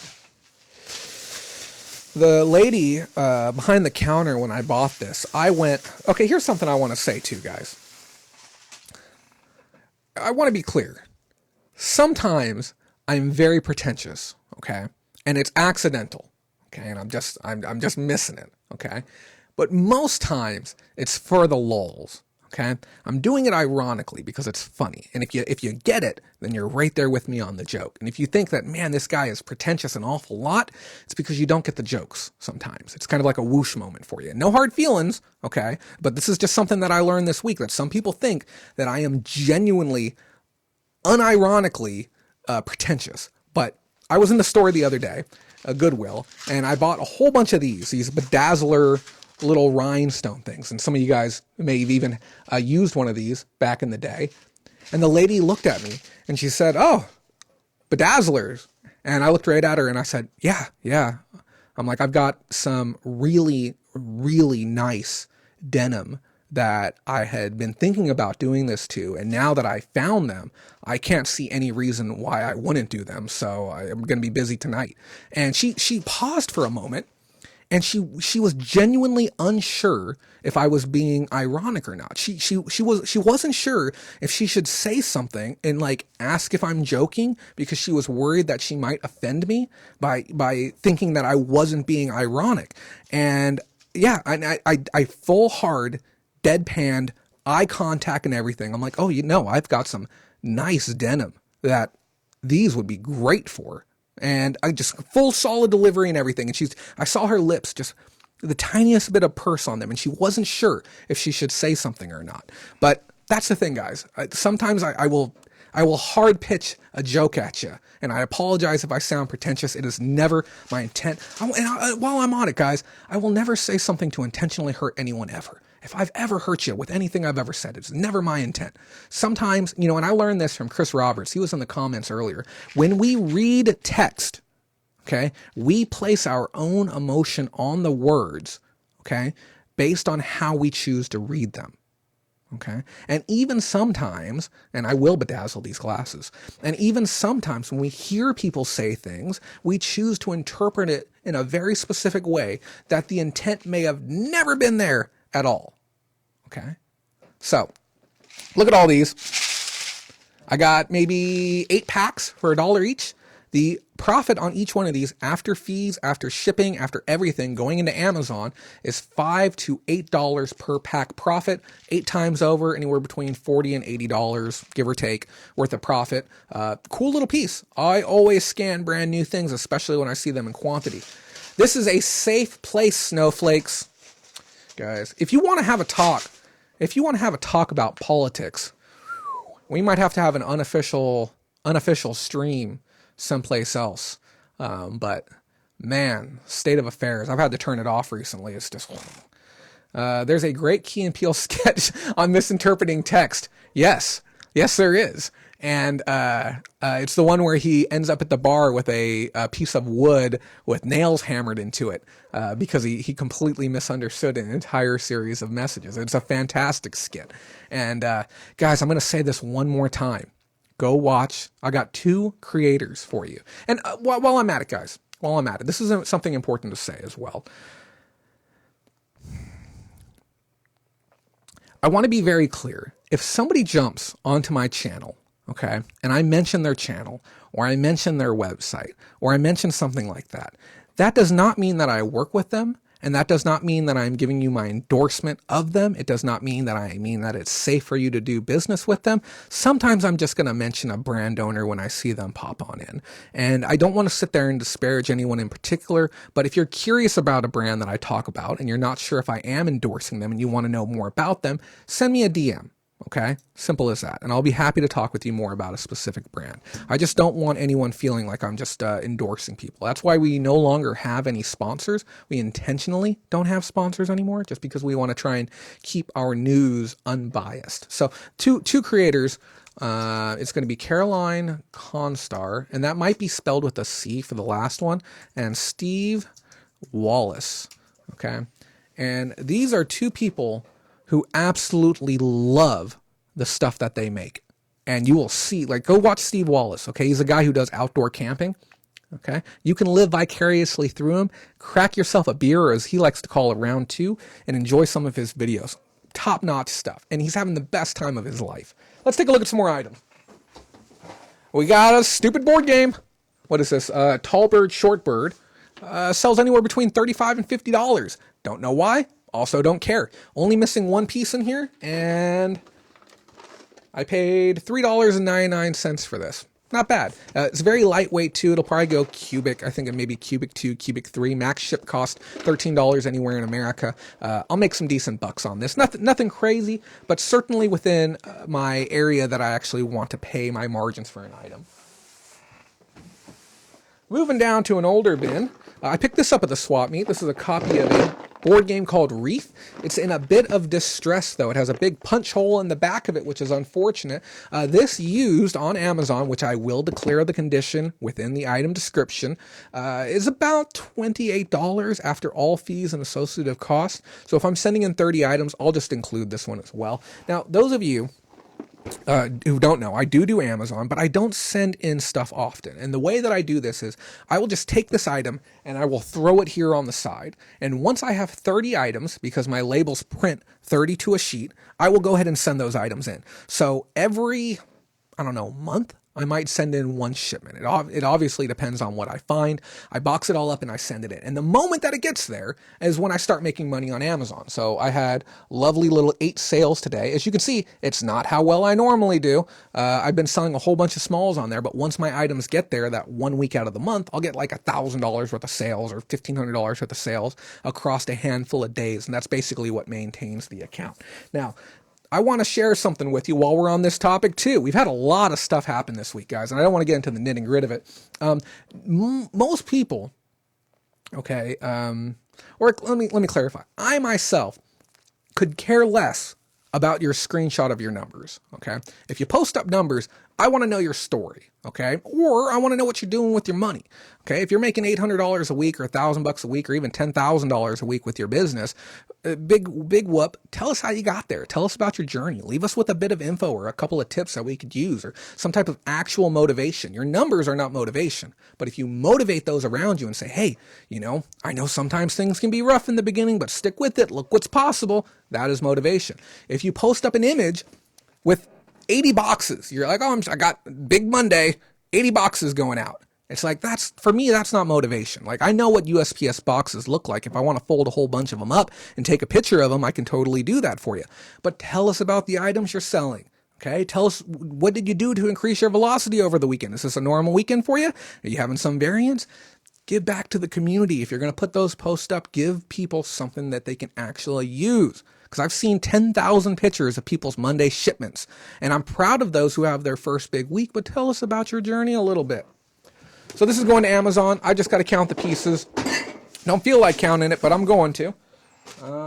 Picked up one of these. Guys, Sideshow Bob plush. Man, that color is way off. How's that look on there? Sideshow Bob plushies, these do particularly well. I've done well with the wigs too. These wigs are worth like $40 to $50 if you find one, obviously like a full size one. So keep your eyes open for that. New with tags, $3.99. It's going to be about a $20 bill. I may even do the Mercari play because I was actually able to sell, if you remember the Santa's Little Helper pillow from, I think it was Universal Studios. I ended up selling that on Mercari and getting maybe $15 for that. Picked up some Brita filters. This is a reseal here across the top, but I always crack these open and sell the filters individually. OEM Brita filters do well for a 4-pack. You can usually get, $18 to $22. If there's all 5 in here, I'll be doing even better. They tape this thing shut, so I have no clue.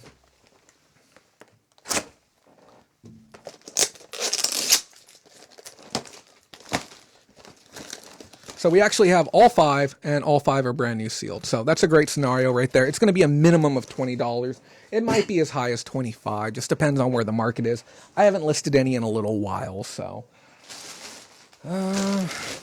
Oh yeah, so I was at Walgreens the other day, and I don't know if you guys just happen to try and find clearance items when you're at the store. We've had this great debate between RA, OA, and traditional thrifting, and a lot of people take the same stance that I do. Again, I'm not knocking anyone. You're making money, great, good for you. But I personally don't enjoy doing any RA at all, period. But if I'm at a store and I see a clearance section, you better damn well believe I'm going to start doing some scanning.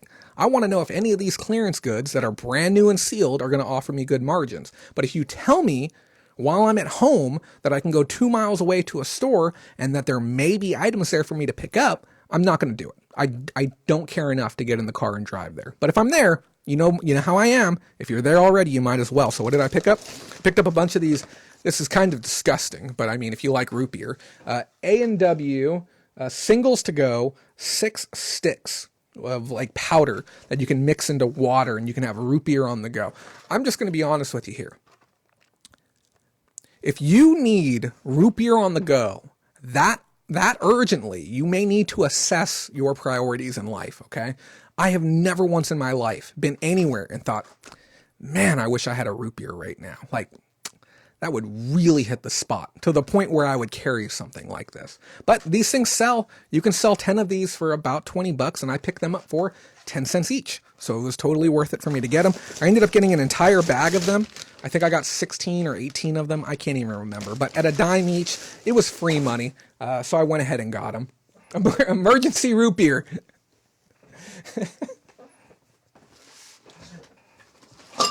What should we do?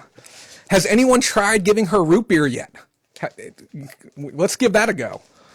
I also picked up these really cute Jello Jigglers vintage molds.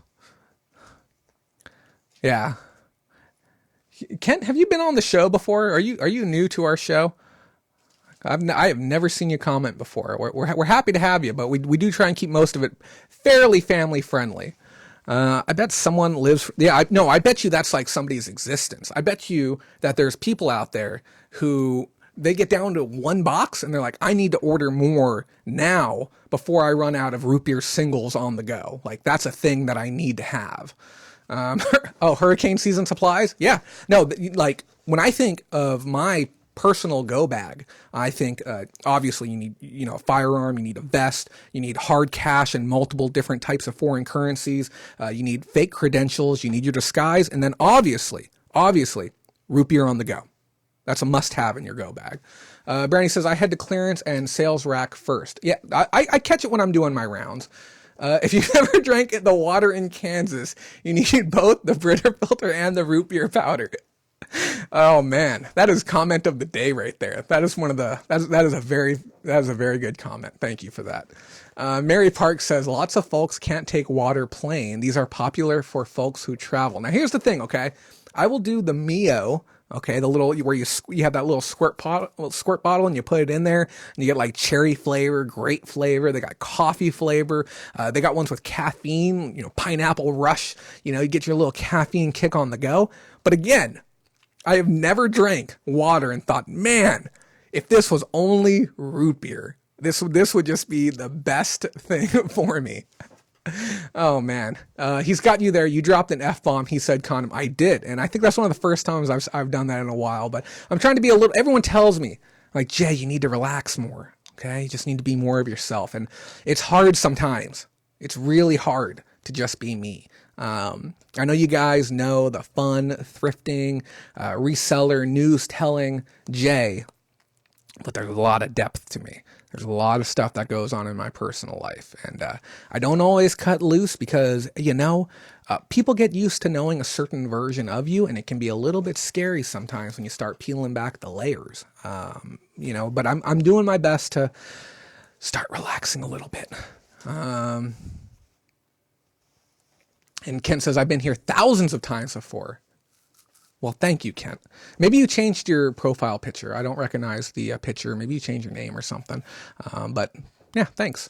I definitely try and be real. It's been a bit of a crazy week this week, guys. So yeah, I got these Jello Jigglers. It's a 2-pack front and back. I'm not going to get much for it, but they weigh nothing. It's less than 3 ounces. Really? I've never seen you comment before, Kent, but happy to have you. This is going to go for anywhere between $13 to $18, give or take. So I paid $1 for it, I believe. It's not often that I ask, I'm going to lie. I do ask for help a lot now. That's one of the biggest things that I've changed in my life is knowing when I need to ask for help. And this is one of those items I'm going to ask for help. Every one of you from America knows what this is, and you've probably handled one of these before, but I'm having a little bit of trouble using the correct verbiage to be able to locate this item online. And I've seen similars, but I'm looking for the exact one because I feel that the exact one is going to bring back a very specific type of nostalgia for the consumer who's ultimately going to buy them. We are talking about these 10-gram-ish, these manipulative shapes that are made of wood. Okay. And you remember working with these as a kid. You learned about trapezoids, squares, quadrilaterals, hexagons, triangles, and more. And you made your own shapes and your pretty mosaics and everything. If you know what the exact name for this orientation, this particular set, because if you played with these as a kid, you remember each one of these shapes and the specific color that came along with it, and them being made out of wood and the clack and the sound of them moving around. If you find this exact item, please let me know, because I want to get max value out of this. I bought this bag for $5. I think I got 25% off on this one, so $3.75 or $3.60 or something like that. And I couldn't find the comp, but I said, you know what? At a minimum, this will be a Mercari play. I'll make plenty of money on it, I'm sure. We got 3 pieces of kitchenware coming up.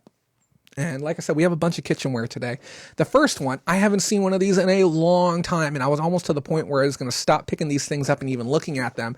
We have a Cutco knife block. Now, this isn't the most valuable iteration, and these things are a little bit disgusting to ship just for the simple fact that they're so darn heavy. But because we have cubic shipping now, this is something that you can ship cubic 3, maybe $14 anywhere in America. And yeah, these bad boys are worth about 40 to 50 to $60, depending on the one that you have. This, unfortunately, is a less desirable variation because it does not have the slots for the steak knives at the bottom, but it still is a one that people want, especially if they've damaged their existing one, or water damage, or they've just cut it up too much. When you buy these, obviously make sure that they're not too nicked up on the edges. You don't want one that has tons of bites in it. You don't want one that appears to have any water damage. You want to check for your feet, make sure it's official too, check your bottom plate, make sure everything looks the part. I paid $5 for this. I didn't really want to, but again, don't want to leave money on the table while I'm already there. Why not? And it's not often that I pick up bundt cake stuff. This is Villery and Bach. Really, really beautiful, truly well done piece. The flutes on this are super deep, and usually when I see these, they have very, very soft ridges. But this one here I paid $2.99 for, and it sells for about $25 to $30 with completed. And I know it looks semi-seasonal, but this is something that would probably still sell year-round. Sometimes people who have these want more than one so they can increase their production during the holidays, make more Jell-O. Mindy's telling me cold mold. She's probably right. Yeah, I don't know much about these other than the fact that I was able to look up the brand, I was able to find the comp, and tell that it was going to be a good buy for myself. And up next, an item that I have been looking for a long time, but I have never found one before. Let me make sure I get the brand right. This is Texas Ware. This is I think we call them speckle bowls or splatter bowls. And these are really desirable. And they come in all kinds of different color variations and themes. And some of you are looking at this like, oh my God, I have one of those. Oh my God, I sold one of those. These are things that are desirable. People want these bowls. And this one is some type of I don't know, resin, plastic, something like that. They go for anywhere between, on the low end for ugly ones, beat up ones, maybe about $20, $25. And on the high end for super desirable color schemes, you could be looking at $60 to $80. This one in this style, I would probably expect to go for about $40, give or take. But it was a cool little pickup though. And definitely something you want to keep your eyes open for. Let me show you a little bit closer what you're looking for. I learned this one from Howard. He was a local reseller, and he turned me on to these bowls. He said, oh yeah, no, these are bowls you definitely want to look for. And this is a thing that I've probably seen 30 or 40 times before I knew that. And then once I did know that, now I know to go after them. And that's partly why we do this, guys. If you would, I always say this, if you would have walked right by that bowl and not have stopped and looked it up, then you're doing the right thing by tuning in here. And I'll tell you, if you watch this entire pickup section and you know every single item from front to back and you don't learn a thing multiple times in a row, just stop watching it. You can just tune it out. If you know what you're doing on the item end of things, there's no reason to watch it.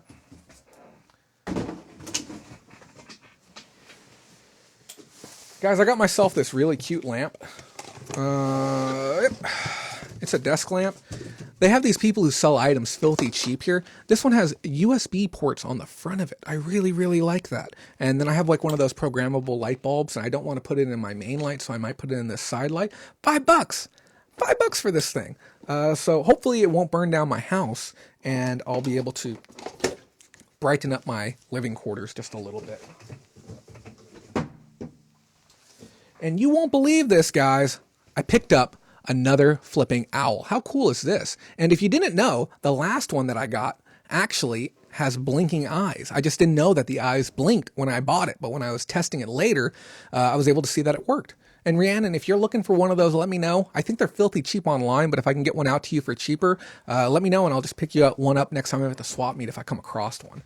Also, too, we had one of our patrons for the first time go to a swap meet and he cleaned up. I got stresses. Swap meet, flea markets are interchangeable, boot sale, all the same thing. Isn't melamine? I don't know. Possibly, yeah, possibly. But this is the same brand as the last one that I got. Was it? I can't remember the name of it. Folkman's Puppets. This one's worth less than the last one, maybe $18, give or take. It's going to depend on where the market's at on them. But I paid $1 for it again, so why not?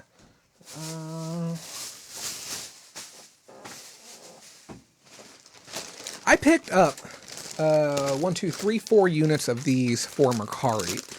I am looking for sorry about all that noise. I am looking for a replenishable item that has visual appeal, that offers a lot of quantity, and what appears to be bang for the buck for the consumer. Okay, congrats, Charlie. 3 sales during the show. Let me see if I got any myself. 0. I don't know what happened. My sales just completely fell off the face of the earth starting on Thursday. So I've got to start feeding that eBay beast again and start giving them more items. So I got these amazing play noodles. It has a lot of visual appeal. You get a lot of pieces for the money. These cost me $1 each. And I know if I went out of my way to wholesale these, I could probably get them for about maybe 40 cents a pack. I picked up 4 units so that way I could do a test on Mercari to see if I can get $10 for 2, maybe $10 for 3, $10 for 4. I got to figure out what the cost would actually be to get people to convert and buy these. I'm going to play around with numbers and everything like that till I get them to sale, because I am looking for replenishable goods for that marketplace and trying to get into categories that others aren't. Don't be a horrible person and take that item out from under me. Come up with your own idea if you're going to be listing something like that onto Mercari. There's plenty of stuff out there. Go to the white label event that's coming up here in Vegas, and you're going to see thousands of items that are unbranded that you can start working with. I don't think it's a headwig, but it certainly looks like one. But if you're interested in it, I'll ship it out to you. Just let me know. 2 sales for Kent as well. Congrats. I picked this up, this tiny Zen garden. This is just going to be decoration for the shelf. It cost $1. And if you thought the cookware was over, you would be wrong. Another very popular brand is, I believe it's Zachary Design? Zach Design.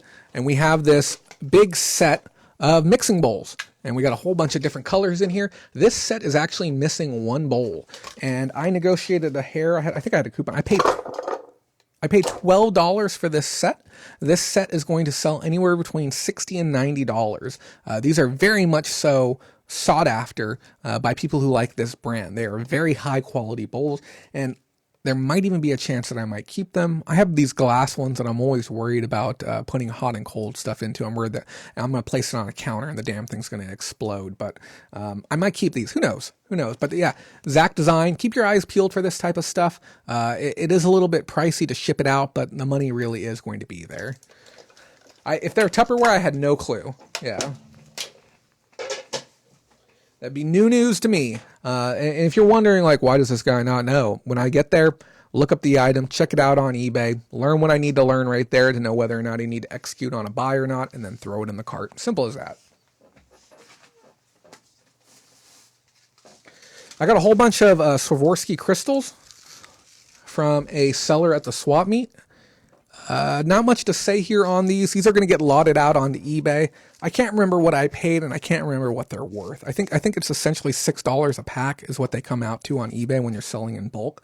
But yeah, so if I get $30 for what's here, I'm probably into them for maybe $4 or $5. So yeah, more stuff to bedazzle my jeans with. If I run out on the other ones, I can switch over to these ones and really gussy them up for the spring formal later this year. So good pieces. And then I picked up a bag of plushies. We actually got some Zoom Zooms in here. My last lot of Zoom Zooms failed to sell. Don't I have a full-size Dodgers Hello Kitty piece already? Look at that cute thing in there. I had no clue that was in there until just now. I might even pull down my other listing and put the large one with the small one. Maybe see if I can get that velocity to go through. Yeah, I got some really... These things... There's some type of battery on the inside. I didn't know that any of these were electronic. It's not doing anything. But yeah, good little bag of plush. I do well on small plush. I'll lot them out onto Mercari and make some bucks.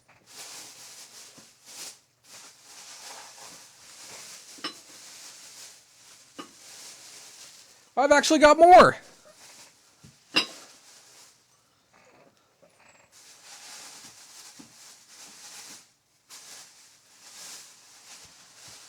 I have no clue what these are worth, but I couldn't pass on the price.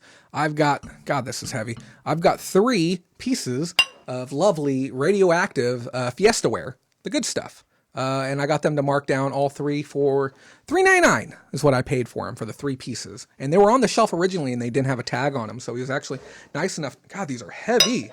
Holy crap.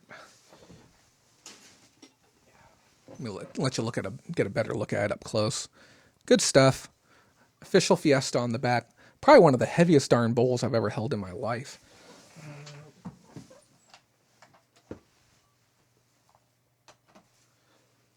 2 pounds, 2.2 ounces for one of those bowls. That's bonkers.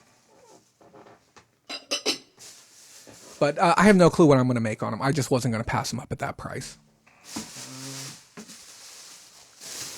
And then we're down to our last items that I have.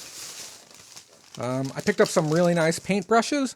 I think that I'm going to be able to get about $15 to $20, maybe a little bit more on those. And then also a cute drawing book, brand new. I'll get $15 to $20 for this on Amazon. Not bad, not bad. So guys, that's all my items for the week. Oh man. What else do we have here in our notes?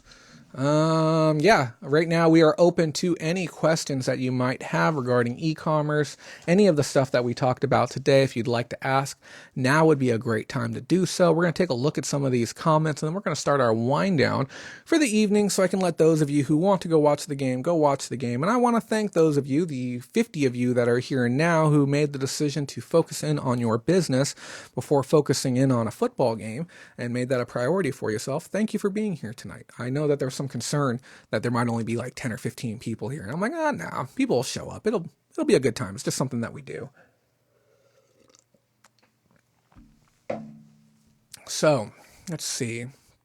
Murray Park says the go high, but shipping brings them down a little bit for profit dollars. Yeah, I think if I sold all 3 together, I would be able to ship them in under a half a cubic foot container, possibly if padded correctly. So it would be cubic 5 or roughly $18 to anywhere in America. And if I got lucky and I got the West Coast, it'd probably be half that price.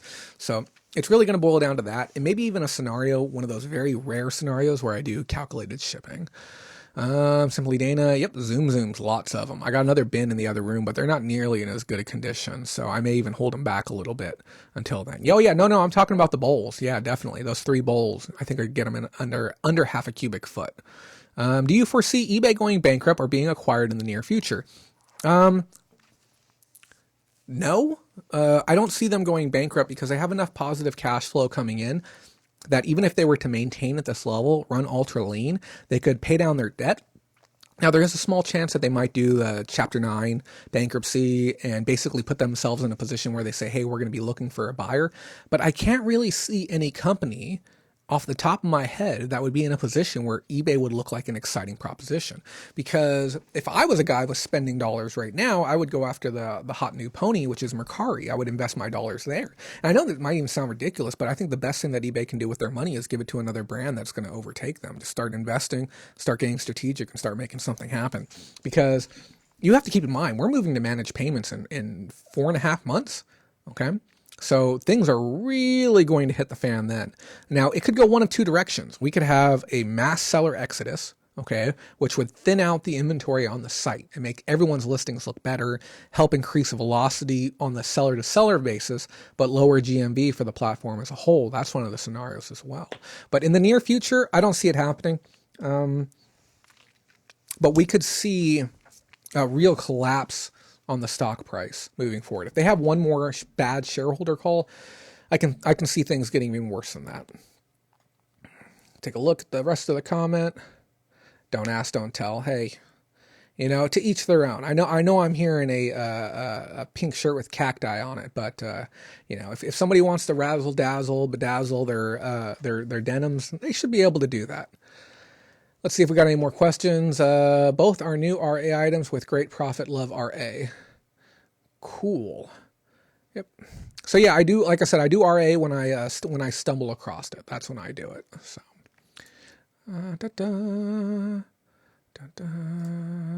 Okay, let's go ahead and finish on up, guys. So last week we talked about today dollars versus future dollars, which is a bit of an interesting topic to speak on.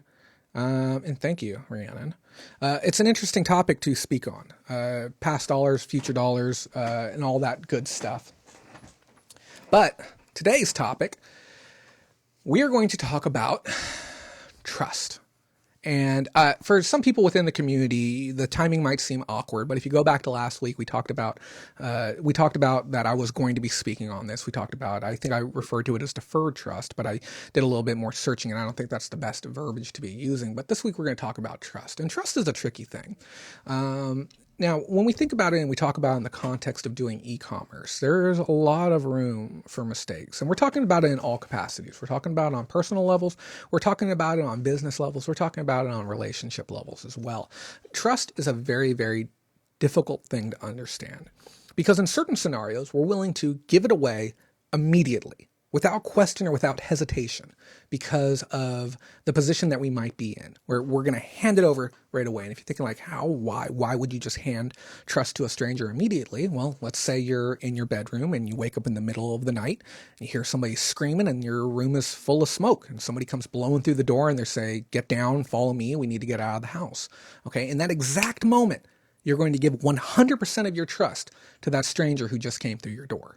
Okay, because you've assessed the situation, you've made a snap decision, you understand what direction you're going to be going right then, and you have to give that trust.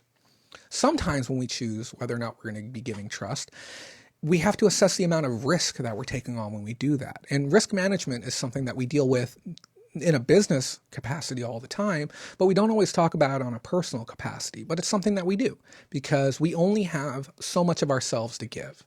We only can put out so much trust into the world before we have no more trust to give. And what I mean by that is, I want you to think of examples of where, I don't feel bad about it, but think about examples where people have lied to you or burned those bridges or crossed you in some way, or you expected a deal to happen a certain way and then it just didn't. Okay. And usually with the risk, there's some type of trade-off, and we use the verbiage, the risk reward, when it comes to the trust. There's generally something to be gained by giving someone else that trust, by allowing them to have that trust with you. But it's important to not trust too much, but also remember at the same time that each person you are trusting is an individual one. It's not often that you'll meet somebody who is completely unwilling to trust. You may meet some people that are a product of their creation. Someone like myself, I come from an exceptionally broken family. I have no aunts, uncles, cousins. I do not communicate with brothers or sisters. My father's passed, and I haven't seen my mother since I was 17. I am 34 now. Okay. So my personal stance on trust is very different than others. And I understand people have their own different perspectives and how they feel about that. But it's important to understand that we all have our individual agency, okay? And agency being the ability to act independently and make our own decisions with what we do. But even if you've been burned in the past, and you've had people hurt you, or you had people lie to you, or deceive you with your deal, it's important that when you meet that next person that you have to trust for whatever reason, that you give consideration to it being a new person, that they don't always know the assorted details of your past, and they don't understand the last person that burned you. And I've even heard the analogy used on a dating site. You're coming into my life and, you're reading today's page, but you don't know all the chapters that happened before it. but we have to have trust. I was even sitting at a four-way stoplight the other day, and I was looking around at all the cars, hundreds of cars, this massive intersection. I was just thinking to myself, I'm like, every single person here has made the conscious decision to be responsible to those who are around them. We have all decided that when that light is red, we are not going to go. And we've all decided that we're not going to use our car as a battering ram to push through the other cars and get there first.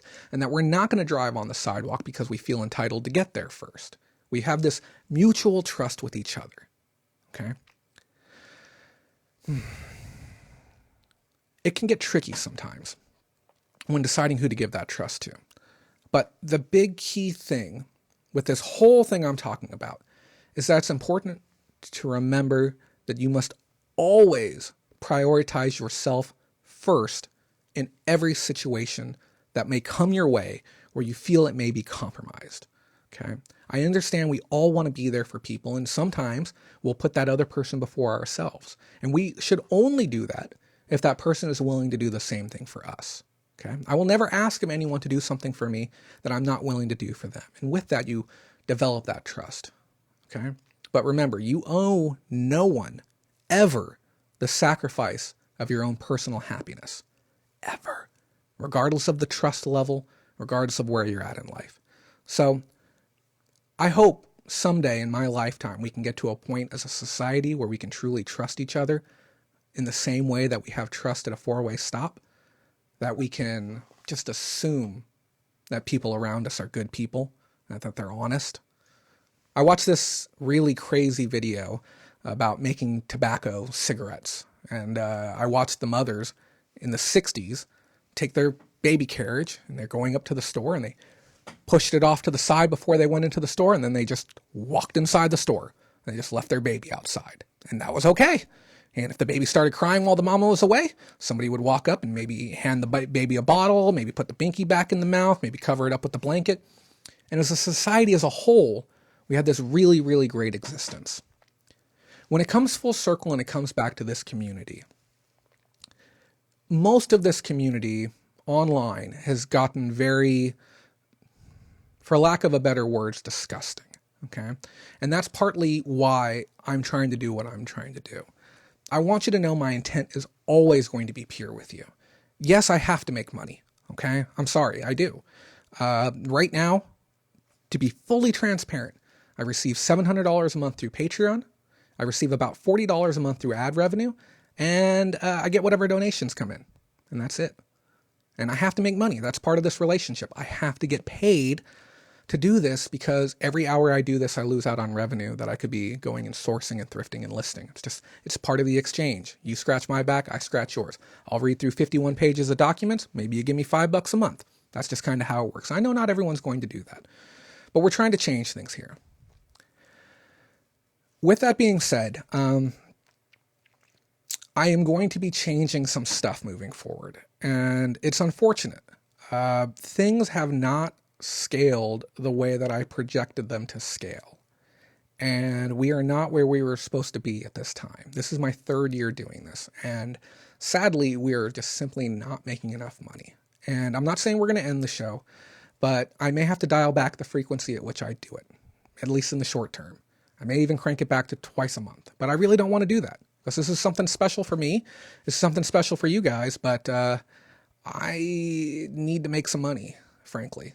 And I know it seems ridiculous. Like I'm over here, I'm like, oh, I made $1,000 on this and I made $500 on that. You know, I've got a 2005 Kia Sorento that I have to punch my door to get my window down. Okay. I make decent money, but you know, quality of life, it's not where it should be for the amount of work that I put in. So we may be making some changes. And this isn't some impassioned plea to get you to try Patreon. This is just me telling you the state of situations. And frankly, don't sign up right now.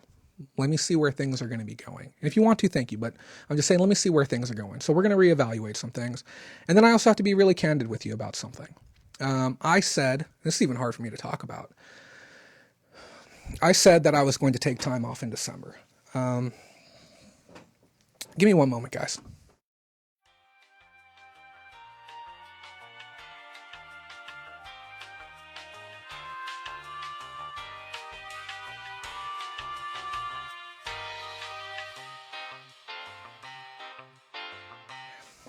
So I said I was going to take some time off in December. Some of you know that I didn't. I worked clean through December. I worked all 30 days. And some of you don't know this about me, but I haven't taken a full day off in over a year. And I know that sounds ridiculous, but yeah, it's probably closer to 2 years since I've taken a day off. And it's wearing on me a touch. So soon I'm going to be taking some sabbatical time, and I'm going to sort out my business, and I'm going to sort out my future plans, and I'm going to figure out exactly what I'm going to be doing. But I've been working really hard trying to get this to where it needs to go because it's important for everyone. And some of you see that, some of you don't. I got my haters, and it's going to happen. But I really hope we can make it there together, guys. I really, really do, because we got a lot tied up into this, and I want to see it happen. So trust your fellow man, please. There's a lot of good people out there in society, and really figure out who is here for the right reasons. There's a lot of bad actors out there, a lot of them. And I really wish I could sit here and I could name names, but frankly, I don't think I don't have it in me. I don't. So just be the best version of you can be, and trust those around you. Love the people around you. Give them a squeeze. Okay? But yeah, I'll be back next week. We're going to do our show. We're going to talk about the state of the market, and we'll figure out what's going to happen from there. We're going to figure out when I'm going to take some sabbatical and get some other things done, finish up the website and other little things. But this has been the Sunday Reseller Roundup for February 2nd, 2020. It's been a good one. Thanks so much for watching, and remember, if you don't make that money, someone else will. Have a great night.